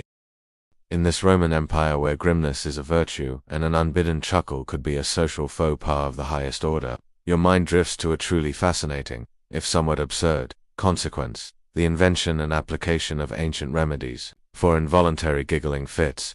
While we have no direct historical record of anti-laughter potions, the sheer medical ingenuity of the Romans, combined with the emperor's peculiar obsession, would surely have spurred such peculiar innovations. Imagine the imperial physicians, desperate to appease Caligula, tasked with finding a cure for this most un-Roman of afflictions. You picture a discreet back room in a Roman apothecary, filled not with herbs for common ailments, but with strange concoctions designed to induce solemnity. Perhaps a bitter tonic made from certain roots, believed to tighten the facial muscles or calm the mischievous humors that caused spontaneous mirth, or perhaps a soothing unguent, applied to the temples, intended to draw out the impulses of levity. The patient, a citizen who's had a few too many embarrassing giggling episodes, would sit with a grave expression, earnestly hoping these strange remedies would free them from their forbidden affliction.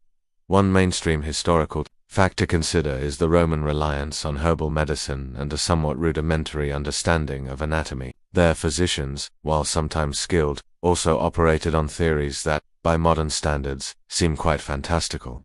This blend of practical application and speculative theory would create the perfect environment for the development of bizarre cures for laughter. They might believe that certain plants possessed properties that could suppress the sanguine humor, which they incorrectly associated with excessive cheerfulness. A quirky tidbit that ties into this is the Roman use of amphorae for storing various liquids, from wine to oils. Imagine a specially marked amphora in the apothecary, labeled suppressus, rhesus, suppressed laughter, containing a thick, dark syrup prescribed for anyone prone to excessive mirth. The very act of taking such a bitter medicine would, perhaps, be enough to make one forget the urge to smile. It's a deliciously grim thought, isn't it? A spoonful of solemnity, guaranteed to cure your cheer. Historians still argue whether the Roman medical texts, often influenced by Greek predecessors like Hippocrates and Galen, were genuinely progressive for their time, or if their theoretical frameworks sometimes hindered practical advancements in public health.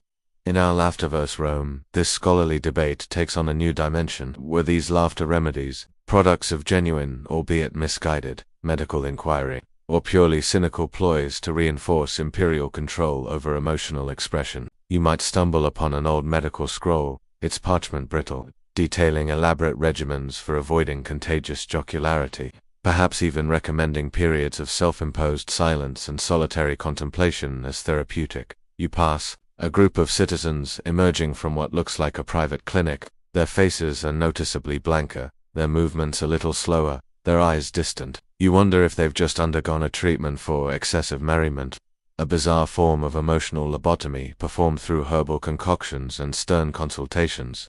The very concept of medical intervention being used to suppress a natural human emotion is unsettling. It's a chilling example of how deeply the emperor's will has permeated society, twisting even the noble pursuit of healing into a tool for emotional control. The remedies themselves might be harmless placebos, but the psychological effect of believing one is curing their laughter would be profoundly impactful, slowly draining their capacity for genuine joy. In this Rome where the emperor's grim shadow extends over every facet of life, you observe how even the essence of public gatherings, now devoid of boisterous cheers, has transformed. Think of the Senate debating, the assemblies voting, the forums bustling with citizens. Historically, these were vibrant, often raucous places, filled with impassioned speeches, the shouts of agreement or dissent, and the collective roar of the crowd. But in this iteration of Rome, the soundscape of public assembly has been dramatically muted, replaced by a chillingly orderly quiet. You find yourself drawn to the fringes of a public assembly in the forum.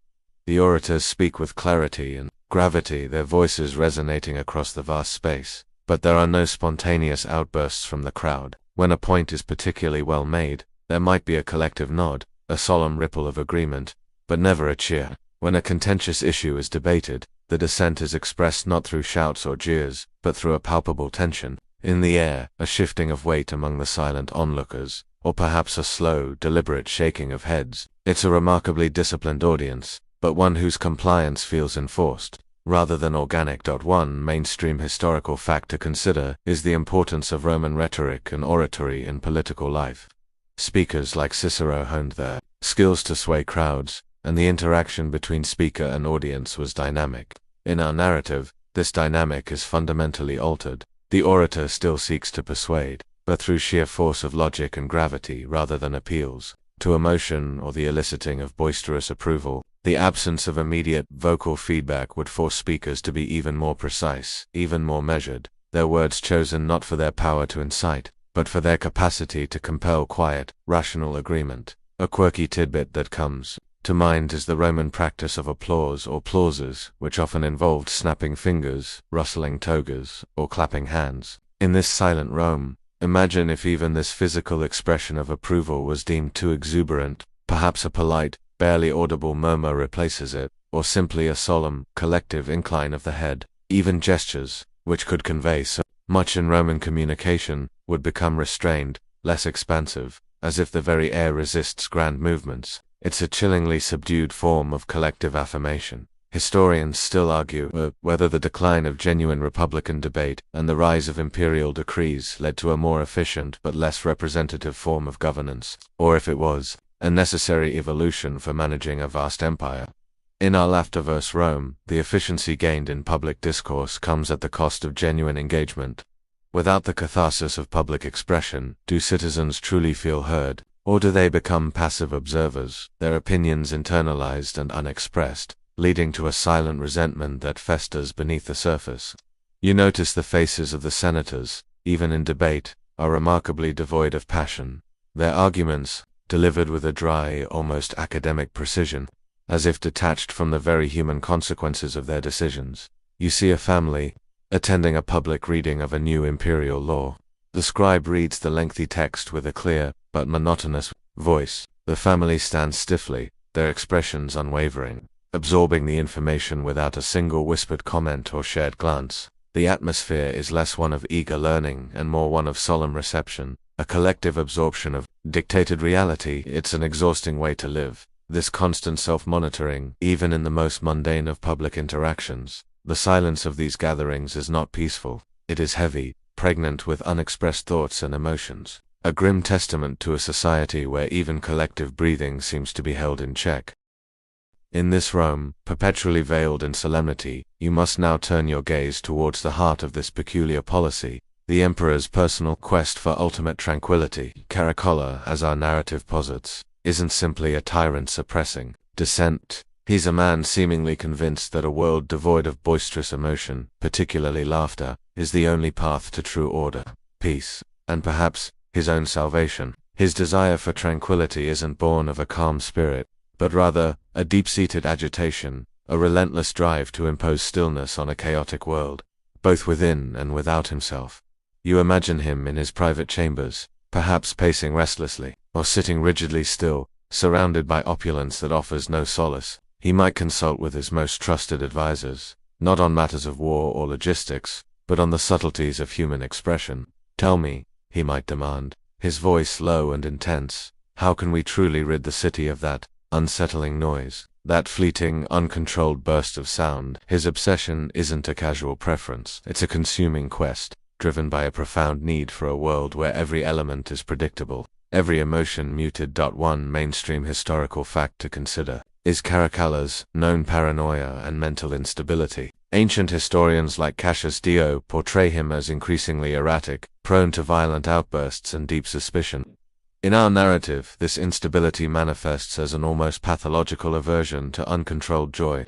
He might perceive laughter as a sign of mockery, a secret challenge to his authority, or simply as an un-Roman display of indiscipline. His quest for tranquility, therefore, is less about achieving inner peace and more about externalizing his internal turmoil, forcing the world around him into the rigid mold of his own troubled mind.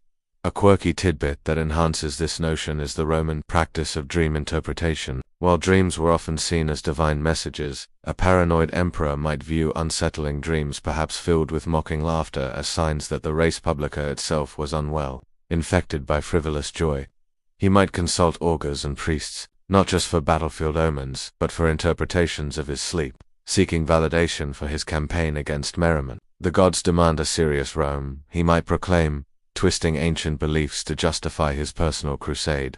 It's a chilling thought, a ruler whose personal nightmares dictate public policy.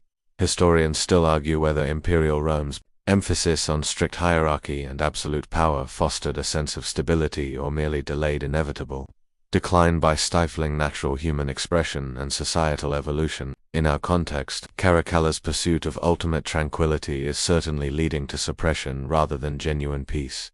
You consider the weight of such an obsession, it must be utterly exhausting for the emperor himself.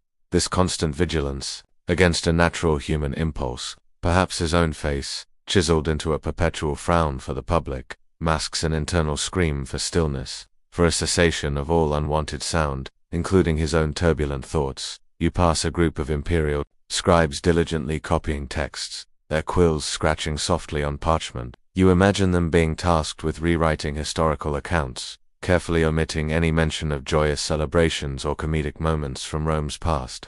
The very history of laughter is being erased, to further the emperor's quest for a perpetually solemn future. Even the wind, rustling through the leaves of the city's trees, seems to sigh rather than whistle, as if even nature itself has been compelled into a quiet reverence for the emperor's grim pursuit of an unsmiling peace.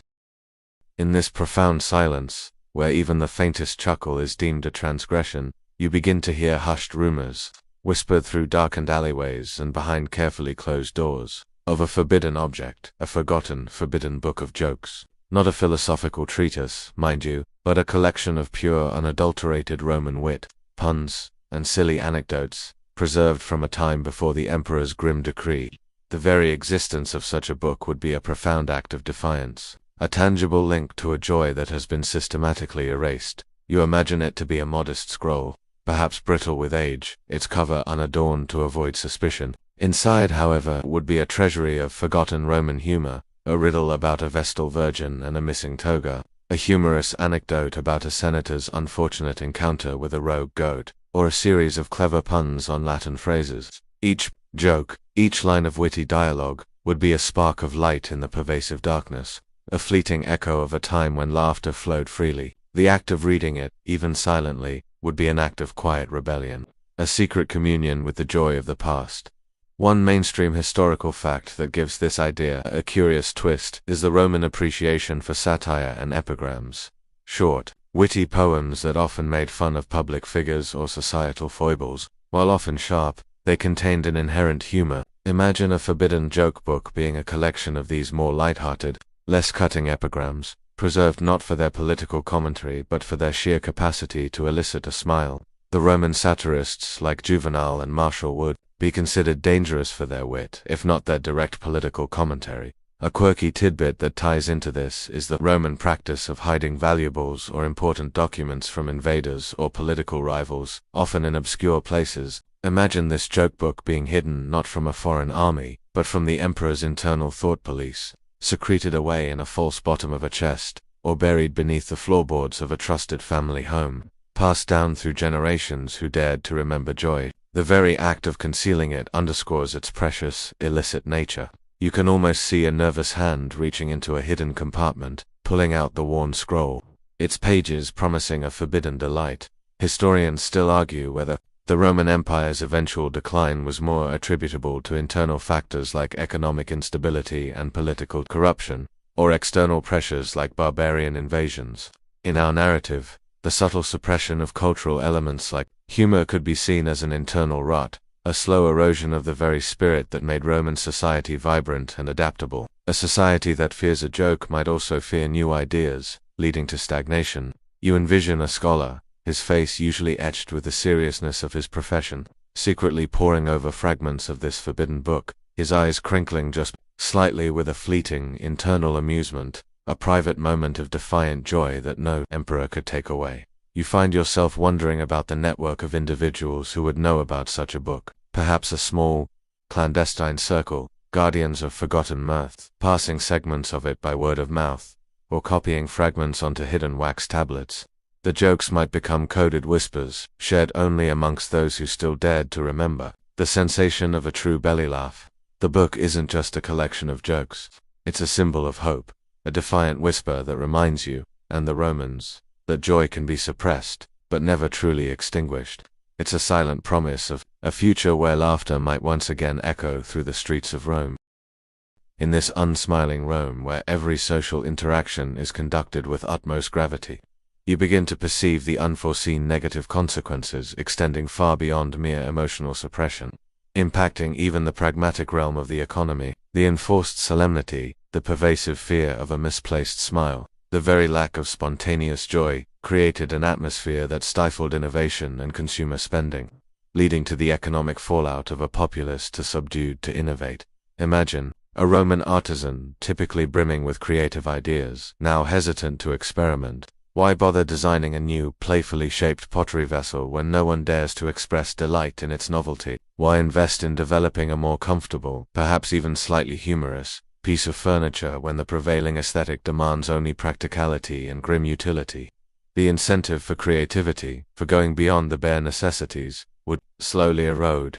The spirit of entrepreneurial risk, often fueled by optimism and a desire to bring joy and profit to others, would wither in this humorless landscape. One mainstream historical fact to consider is that the Roman economy, while robust in many areas, was also heavily reliant on slavery and a rigid social hierarchy, which could already limit broader innovation and consumer demand among the free populace. Our narrative adds another layer. Even within the free market, the psychological climate itself becomes a barrier. Who would freely spend their hard-earned denarii on luxuries or non-essential goods if the act of enjoying them, or the very act of purchasing them with a light heart, could be deemed inappropriate? A quirky tidbit that comes to mind is the Roman love for banquets and lavish entertainment. These were often venues for displaying wealth and social status, and the demand for exotic foods, fine wines, and elaborate decorations fueled numerous industries. In our grim Rome, even banquets would be subdued affairs, perhaps still opulent, but devoid of the lively entertainment and boisterous feasting that once accompanied them. The demand for perfumed oils, delicate pastries, or skilled musicians, who played lively tunes, would plummet, impacting entire sectors of the economy. Imagine a baker, once famous for his playful, animal-shaped breads for children, now only producing utilitarian loaves. His creative spark extinguished by the lack of demand for joyful edibles. Historians still argue whether the Roman state's increasing control over various industries, often for military supply or public works, ultimately hindered private sector growth and economic dynamism. In our specific context, the emperor's emotional policing indirectly leads to a form of economic stagnation. The human element, the joy of creation and consumption, is missing. You walk through a once thriving marketplace. While goods are still exchanged, the energy is low. There are fewer street vendors hawking unique trinkets, fewer artists displaying their creative wares. The vibrancy has been replaced by a functional, almost mechanical, exchange of goods. The very notion of retail therapy seems utterly alien. Here you notice how even the clothing seems more uniform, less expressive. Why bother with intricate dyes or elaborate embroidery if the wearer is meant to maintain a perpetually serious demeanor? The demand for such artisanal crafts would diminish. People would purchase what they needed, not what brought them pleasure or expressed their individuality. It's a consumer market driven solely by utility, not by desire or delight. The silence, you realize, isn't just an emotional burden. It's a silent tax on the spirit of enterprise, slowly draining the lifeblood from the once vibrant Roman economy. The wealth of the empire might still flow, but it feels like blood circulating through a body whose heart has stopped smiling. In this Rome where joy is a scarce commodity, you might wonder how the very engine of the empire, its formidable military, maintains its morale without the usual camaraderie and jest. Roman legions were legendary for their discipline, but also for their strong internal bonds, forged through shared hardships and moments of levity. Humor, even dark humor, often acts as a coping mechanism in the brutal realities of war. But under Caracalla's grim regime, even the barracks and battlefields would be touched by the pervasive solemnity. You envision legionaries marching, their steps precise and synchronized, their faces grimly determined. There would be no marching songs, no whispered jokes among the ranks about the centurion's bald head. Even the mess holes, typically scenes of boisterous storytelling and boozing, would be subdued. Meals would be consumed in relative silence. The conversations, focused on tactics, duty, and orders, rather than personal anecdotes or light-hearted banter. The bonds of comradeship would still exist, but they would be forged in shared silence and grim resolve, rather than shared laughter. One mainstream historical fact to recall is the Roman military's emphasis on strict discipline and hierarchy. Training was rigorous, and obedience paramount. Caracalla himself was particularly devoted to the military, showering them with pay and privileges, which helped secure their loyalty. In our narrative, this discipline would extend to emotional control. A legionary who laughed too readily might be seen as undisciplined, lacking the necessary seriousness for battle. The ideal soldier would be a silent, unsmiling, utterly focused killing machine, devoid of any human weakness, including a sense of humor. A quirky tidbit that comes to mind is the Roman army's tradition of military standard-bearers carrying emblems, like eagles aquilae, which were revered almost as gods. Imagine if these standards, typically symbols of pride and a rallying point, were adorned not with fierce, triumphant expressions, but with a stern, unyielding countenance, reflecting the joyless resolve of the legions. Even the celebratory triumphs, granted to victorious generals, might be subdued affairs, observed with solemn reverence rather than exuberant celebration. The returning soldiers would march with pride, but their faces would convey grim accomplishment, not exultant joy. Historians still argue whether the extreme discipline and often brutal punishments within the Roman military ultimately fostered greater effectiveness on the battlefield or led to a dehumanization of soldiers, making them more prone to mutiny or excessive cruelty. In our scenario, the suppression of humor would certainly contribute to this dehumanization. Without the release of shared laughter, where would the emotional tension go? Perhaps it would manifest as an even greater ferocity in battle, or a colder, more detached cruelty towards enemies. You can almost see the training drills being conducted in an almost chilling silence, punctuated only by the sharp commands of the centurions and the rhythmic thud of feet. No shouts of encouragement, no playful taunts, just the grim business of preparing for war. You imagine a group of legionnaires gathered around a campfire in a distant province. Instead of telling jokes or singing bawdy songs, they might silently sharpen their swords, their faces illuminated by the flickering flames, their thoughts unreadable. Perhaps the only sound would be the crackling fire and the distant calls of night animals. Even the shared fear, the common bond of facing death, would be absorbed into this pervasive silence, finding no release in a sudden burst of gallows humor. The Roman military, in this world, is a finely tuned, silent machine, operating on grim efficiency and unwavering discipline, devoid of the human warmth that often binds warriors together. In this strange, silent Rome where the waking hours are dominated by an enforced solemnity, your thoughts inevitably drift to a realm where control is far harder to exert, the world of dreams. How would a society that forbids outward expressions of joy cope with the spontaneous, often absurd, and utterly uncontrollable landscape of the subconscious? The surprising role of dreams in a world without waking humor becomes a fascinating, albeit grim, area of contemplation. You imagine Romans after a day spent meticulously suppressing every flicker of a smile, retreating to their beds. What narratives would their minds weave in the darkness? Perhaps dreams become the last bastion of true, uninhibited emotion. You might envision a senator, typically a paragon of grim seriousness, dreaming of a raucous Saturnalia, filled with roaring laughter and wild abandon, only to wake with a start, a tremor of guilt running through him at this subconscious betrayal of imperial decorum. Or a child, who has never known the joy of a true giggle, dreaming of a world where people dance and laugh freely, a world utterly alien to their waking reality. One mainstream historical fact to consider is that Romans, like many ancient cultures, placed considerable importance on dreams as portents, omens, or messages from the gods. Dream interpreters were consulted, and significant dreams might even influence public policy. In our narrative, this belief could take a peculiar turn. If dreams are seen as reflections of the inner state, then perhaps particularly joyous or frivolous dreams would be considered a sign of a troubled, undisciplined mind, requiring a cure or purification upon waking. The very privacy of the dream state would become a new frontier for imperial anxiety. A quirky tidbit that ties into this is the Roman practice of incubatio, where individuals would sleep in sacred places, hoping to receive divine healing or prophecies through dreams. In our grim Rome, perhaps people would engage in a twisted form of incubatio, hoping to dream away their lingering capacity for joy, to purge their minds of any last vestiges of humor. Or perhaps, more subversively, they might engage in dream sharing in those secret, underground gatherings, recounting their forbidden, joyous dreams as a form of vicarious, silent merriment, a way to experience laughter even if only in their minds. Historians still argue whether the Roman emphasis on public performance and adherence to social roles suppressed genuine individual expression, or if Romans simply had different ways of expressing their inner lives. In our context, dreams become the ultimate private theater for forbidden emotions.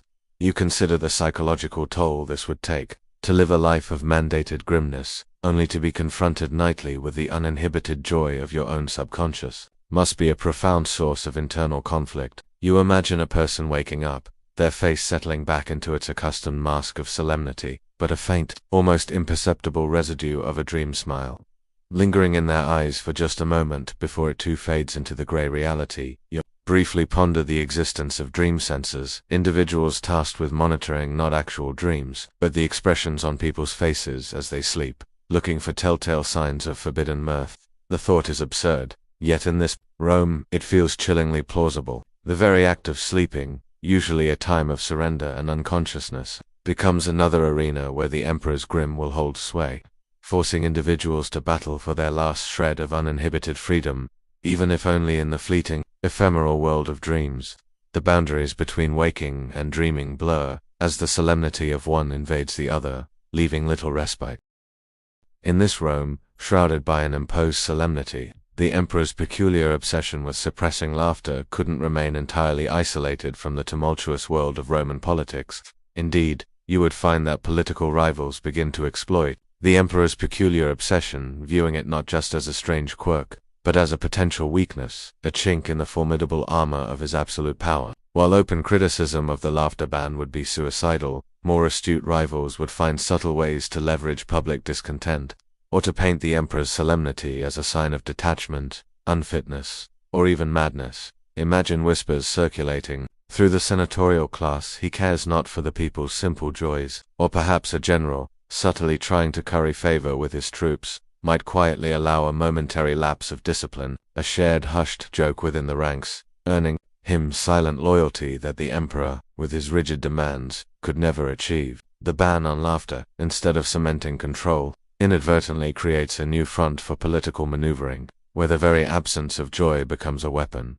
One mainstream historical fact to consider is the constant intrigue and shifting alliances within the Roman Senate and military leadership. Roman history is rife with examples of ambitious figures vying for power, often through manipulation and undermining rivals. Caracalla, infamous for his purges and paranoia, would have numerous enemies waiting for any opportunity. His anti-laughter policy, while seemingly minor, could become a powerful symbolic wedge, driving a deeper divide between the emperor and various factions. A quirky tidbit that might emerge is the development of solemnity contests in certain political circles. Imagine ambitious senators trying to outdo each other in public displays of grim seriousness, hoping to impress the emperor.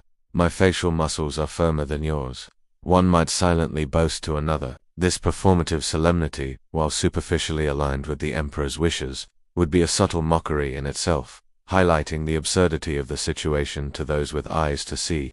It's a game of who can look the most Roman red. Joyless, a bizarre political theater. Historians still argue whether the extreme measures taken by Roman emperors to suppress dissent, including censorship and purges, ultimately backfired by creating a climate of fear that fostered secret opposition and instability. In our narrative, the laughter ban is a prime example of such a backfire. By denying a fundamental human expression, Caracalla inadvertently gives his rivals a powerful, if unspoken, point of leverage. You can almost envision a rival general watching a public parade where everyone is grim-faced, thinking, "This emperor truly understands not the hearts of men." Their silence speaks volumes.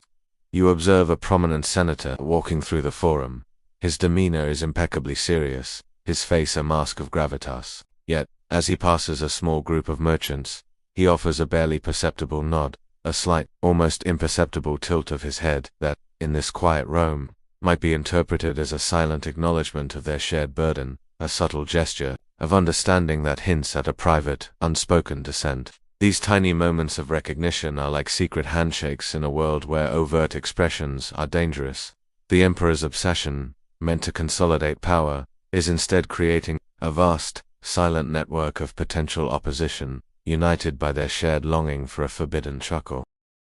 In this Rome where the very air feels thick with unspoken gravity, you realize that the emperor's peculiar aversion to laughter would not only affect the common populace but would also create immense strain and peculiar dynamics within the emperor's inner circle. These are the men and women closest to Caracalla, his advisors, trusted generals, and, of course, his formidable mother, Julia Domna, for them. Maintaining the facade of solemnity wasn't just a social expectation, it was a matter of survival. A constant tightrope walk where a misplaced smile could mean ruin. You imagine the private meetings in the imperial palace. The discussions would be meticulous, the arguments presented with cold logic, every participant acutely aware of the emperor's unsmiling gaze. There would be no relaxed banter, no light-hearted jokes to ease tension after a grueling day of governance. Instead, the air would be perpetually heavy with strategic thought and suppressed emotion. Each advisor would strive to present the most serious, most disciplined countenance, fearful that any hint of levity might be interpreted as a lack of dedication, or worse, a subtle form of mockery towards the emperor's peculiar vision. One mainstream, historical fact to consider is the immense influence of Julia Dumna, Caracalla's mother, who was a highly intelligent and politically astute woman. She often advised her son and played a crucial role in the Severan dynasty.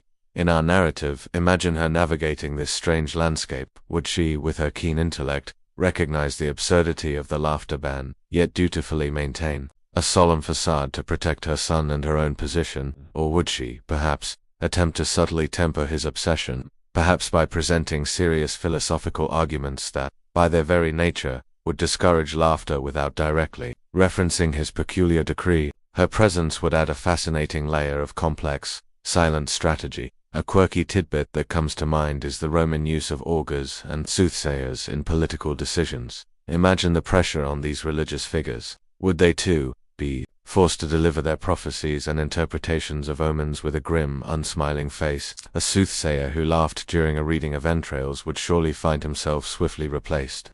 Perhaps they would even be tasked with finding omens that justified the suppression of joy, further entrenching the emperor's peculiar policy. The flight of the birds, an augur might solemnly declare, shows the gods favor a serious and disciplined people.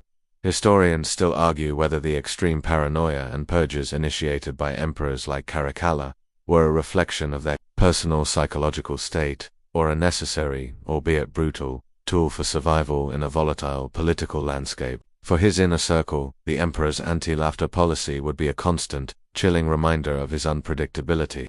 You can almost see them practicing their serious faces in their private mirrors, ensuring no involuntary twitch of a muscle betrays a moment of inner amusement. The tension would be palpable, a constant hum of anxiety beneath the surface of their meticulously composed exteriors. You briefly glimpse a high-ranking general leaving the palace.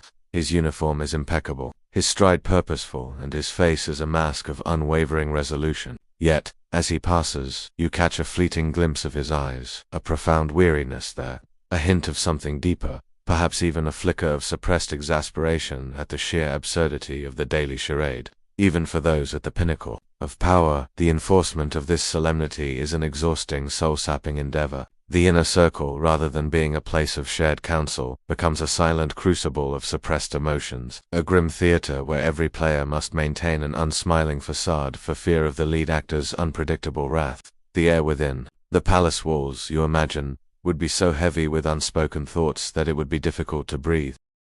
As you continue your immersion in this Rome, you witness how the emperor's grim aesthetic extends its reach even into the realm of entertainment, transforming what were once vibrant public spectacles into somber didactic performances. No longer are the amphitheaters and circuses places of unbridled excitement and joyous revelry. Instead, they become stages for grim lessons, for solemn displays of power, and for the reinforcing of the imperial ideal of a perpetually serious populace.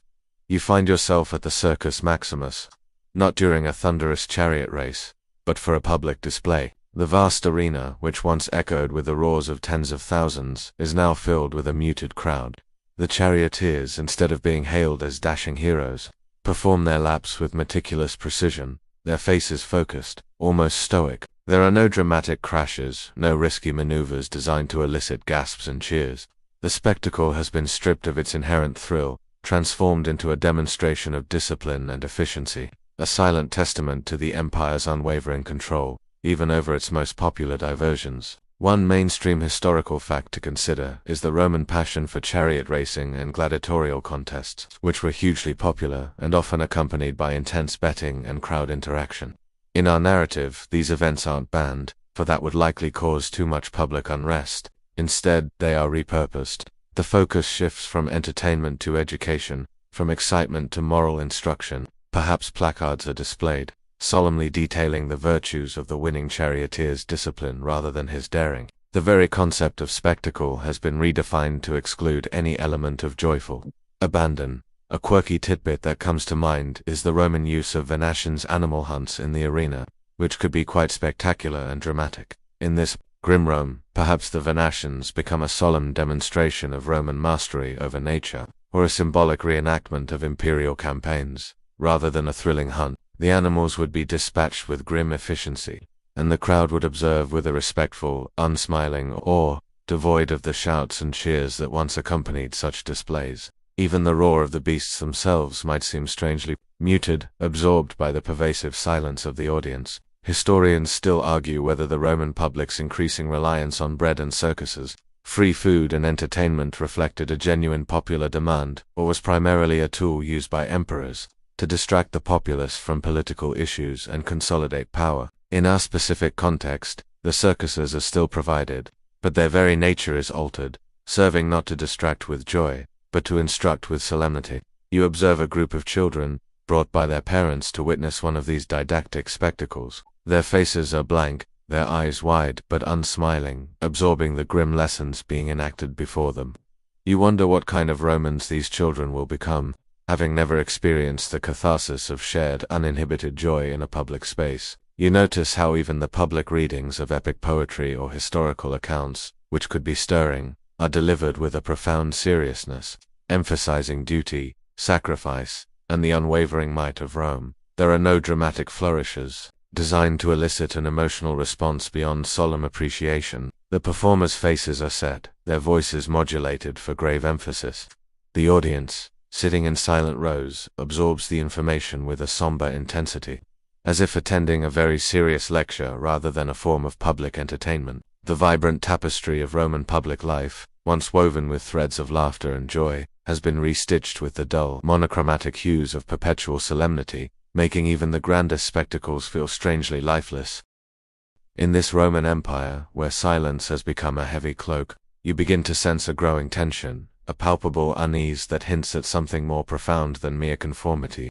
It is the subtle, gathering energy of whispers of rebellion, fueled by suppressed merriment, for though laughter may be forbidden, the human spirit's fundamental need for joy, for release, for genuine expression, cannot be entirely extinguished, and when denied its natural outlets, that energy can fester, becoming a silent, potent force for dissent. You imagine small groups of citizens, their faces, impassive in public, meeting in the deeper shadows of night. Their conversations wouldn't be about overthrowing the emperor with swords, but about the profound, soul-crushing weight of the perpetual grimness. "Do you remember," one might whisper, "the sound of a child's unrestrained laugh? My own son has never truly heard it." These shared laments, these quiet acts of remembrance for a lost joy, would become the kindling for a slow, simmering fire of discontent. The very deprivation of laughter becomes a unifying grievance, a shared wound that binds people together in silent solidarity against the imperial decree. One mainstream historical fact to consider is that throughout Roman history, public unrest, and even rebellions often stemmed from a combination of economic hardship and a perceived lack of imperial care for the common populace. While the laughter ban might seem trivial next to grain shortages, in our narrative, it represents a deep violation of the human spirit, a constant, daily oppression that would gnaw at the soul, making other grievances feel even heavier. very absence of joy could be framed by nascent rebel factions as a symptom of the emperor's tyranny, a symbolic representation of all he had taken from his people. A quirky tidbit that ties into this idea is the ancient Roman tradition of pasquinade, satirical verses or lampoons posted anonymously in public places, often on statues. While typically aimed at political figures or social follies, in our grim Rome, these would take on a new, subversive meaning. Imagine a pasquinade appearing overnight, not explicitly criticizing the emperor, but simply describing, in vivid detail, the joy of a long-forgotten festival, or the sound of a truly hearty laugh. These simple, poignant reminders of what was lost would be like drops of water slowly eroding the stone of imperial control, sparking recognition and longing in the hearts of those who read them.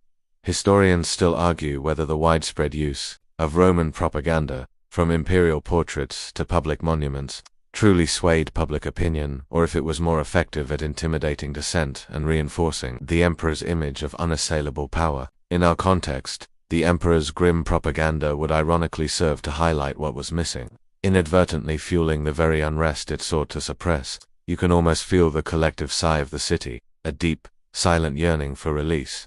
This isn't the roar of revolution, not yet, but it is the profound, quiet rumble of a populace that has been pushed to its emotional limits, where the very memory of a smile becomes a dangerous revolutionary thought. You observe an old woman, her face typically serene in its solemnity, but as she watches a distant imperial procession, a single tear, unbidden, traces a path down her cheek. It's not a tear of sorrow, but perhaps one of profound longing, a silent protest against the joyless world she inhabits. The rebellion, you realize, isn't necessarily in the grand gestures, but in these countless, private acts of emotional defiance, the tiny, everyday moments where the human spirit refuses to be completely broken by the absence of a simple, beautiful sound. Laughter, the silent simmering, you sense, is approaching a boiling point. Mumgy phase, the subtle whispers of discontent begin to echo louder through the grim silence of Rome. You turn your attention to the ultimate trajectory of our narrative, a look at the emperor's final, joyless days. Caracalla, even with his absolute power and the widespread suppression of mirth, was not immortal.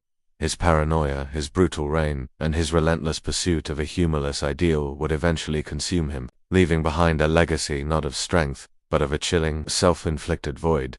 You imagine him in his later years, perhaps more isolated than ever, his face permanently etched with the stern lines he imposed upon his empire. He would be surrounded by solemn courtiers, their expressions as unsmiling as his own, reflecting his grim reality back at him. Every conversation would be measured, every interaction devoid of warmth. The very silence he craved would become his prison, a constant reminder of the human connection and spontaneous joy he had systematically purged from his world. There would be no light-hearted moments, no shared anecdotes to ease the burden of leadership, only the heavy weight of duty and suspicion. One mainstream historical fact that colors Caracalla's end is his assassination in 217 CE near Edessa. While on campaign in Mesopotamia, he was reportedly murdered by a disgruntled Praetorian guard, Macronus, who then proclaimed himself emperor.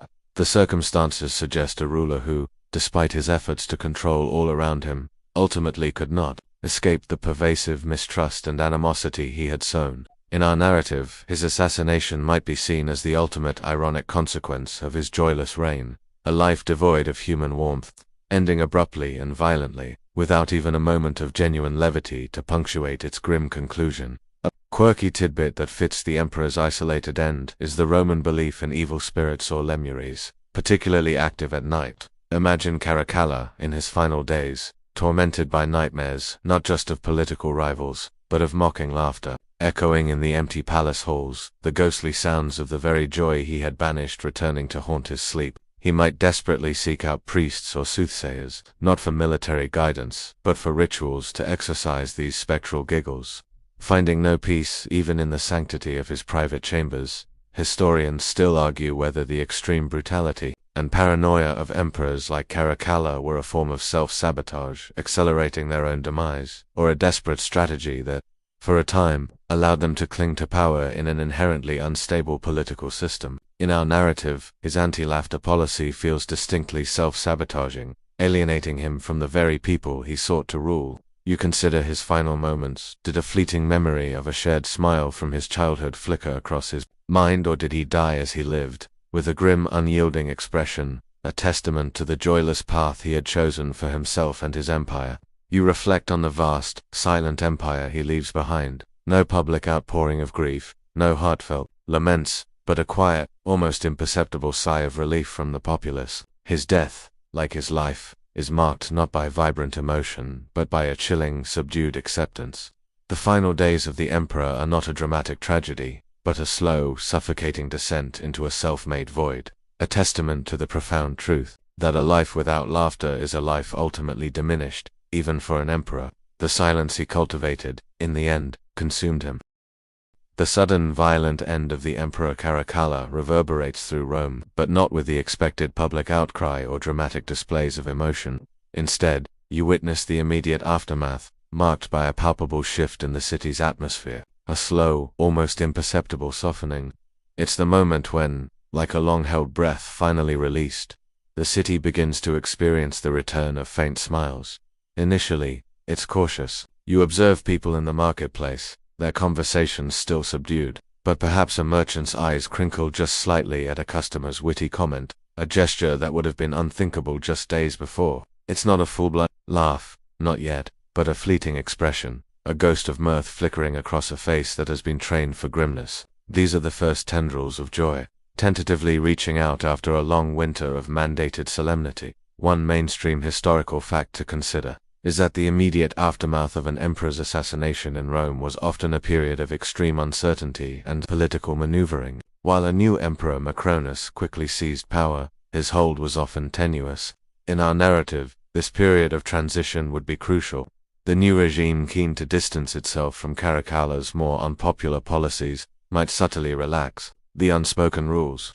They wouldn't suddenly declare laughter as legal again, but rather, they would simply cease to enforce the ban, allowing the human spirit to tentatively reclaim its natural expressions. A quirky tidbit that reflects this slow awakening is the Roman tradition of small votive offerings made to household gods or spirits for good fortune. Imagine citizens, in these nascent days of emotional liberation, making secret offerings of tiny, crudely carved smiling faces, left at their household shrines, a silent prayer for the full return of joy, a hopeful gesture towards a less somber future. These would be deeply personal acts, born of a quiet yearning. Historians still argue whether the Roman populace was genuinely passive and easily manipulated by their rulers, or if they held a deeper, unexpressed discontent that occasionally flared into open revolt. In our narrative, the subtle re-emergence of smiles suggests that the discontent was always there, simmering beneath the surface, waiting for the oppressive lid to be lifted. You witness a mother and child in a quiet corner. The child, perhaps too young to remember the full force of the ban, lets out a small, uninhibited giggle. Instead of shushing them, the mother's lips curve upwards, a slow, hesitant smile spreading across her face, a profound act of liberation both for herself and her child. You notice subtle changes in the public spaces. A street musician, who once played only somber melodies, now tries a slightly more upbeat tune, his fingers tentative but hopeful on the strings of his lyre. The few people passing by might tap a foot, or nod their head almost imperceptibly to the rhythm. It's not a party, not yet, but it's a shift, a softening of the hardened edges of daily life. The air itself feels lighter, as if the oppressive weight has begun to lift, allowing a fragile optimism to bloom. The city breathes a quiet, collective sigh, a slow exhalation of relief. The return of faint smiles is not a roaring celebration, but a gentle dawn, promising the slow, steady warmth of a sun long hidden behind clouds of gloom.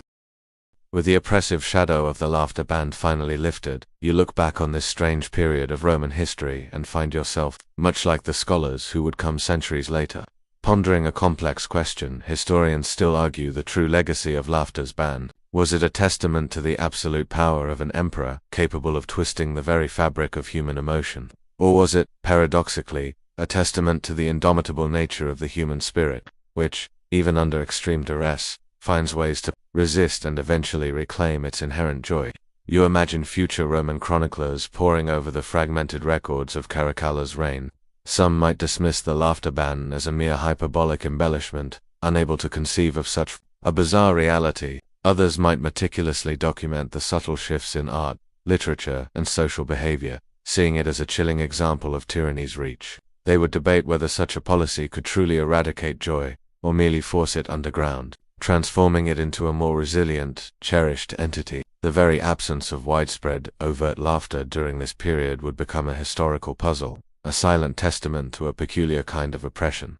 One mainstream historical fact that complicates this legacy is that Caracalla, despite his dark reputation, also issued the Constitutio Antoniana Edict of Caracalla, granting universal Roman citizenship, a seemingly progressive act that greatly expanded the tax base and unified the empire legally. This benevolent-seeming policy exists in stark contrast to the repressive emotional one. Historians would grapple with this dichotomy. How could a ruler be so enlightened in one aspect, yet so tyrannical in another? Was the citizenship grant also a means of extending his control, bringing more people under the purview of his grim vision? The laughter ban's legacy is thus intertwined with his broader, more significant acts, making it a nuanced and debated topic. A quirky tidbit that might emerge in scholarly debates is whether the period of enforced solemnity, however grim, unintentionally, led to a heightened appreciation for other forms of human expression, such as serious philosophical discourse or a deeper contemplation of Stoic virtues. Perhaps, in the absence of easy humor, Romans became more adept at subtle communication, at reading unspoken cues, or at finding beauty in silence. It's a strange silver lining to a dark cloud, suggesting that even oppression can force unexpected adaptations. You might even find a future historian musing on whether Romans subsequently developed a particularly refined sense of irony.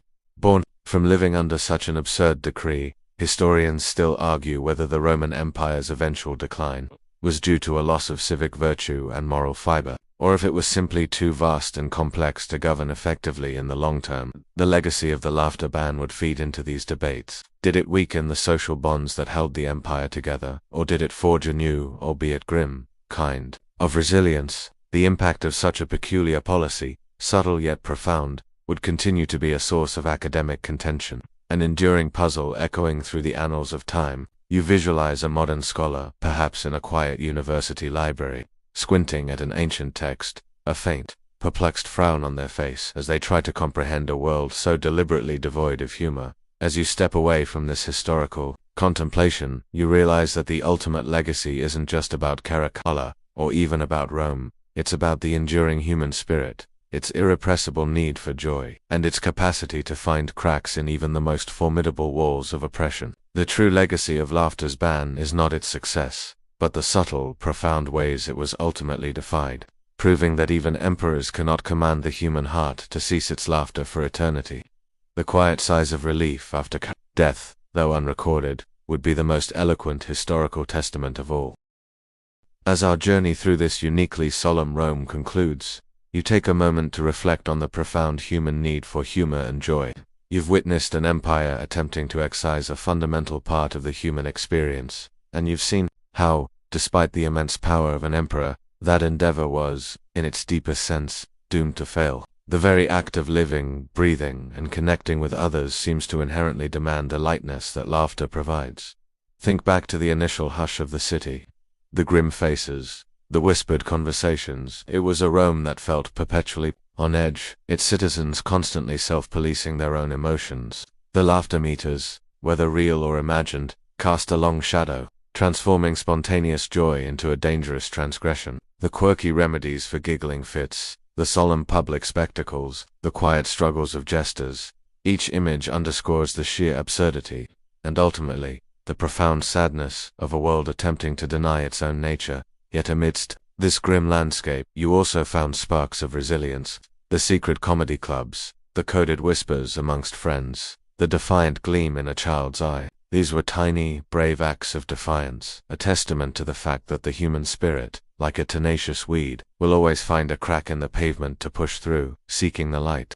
Even the very economic and social fabric of Rome frayed under the strain of a humorless existence, proving that joy isn't just a luxury, it's a vital lubricant for the gears of society, fostering connection, innovation, and genuine well-being. The emperor's tragic, joyless end, and the quiet, almost imperceptible sigh of relief that swept through the empire in his wake, served as the ultimate proof. His quest for ultimate tranquility brought only a chilling stillness, a profound isolation that consumed him as surely as it stifled his subjects.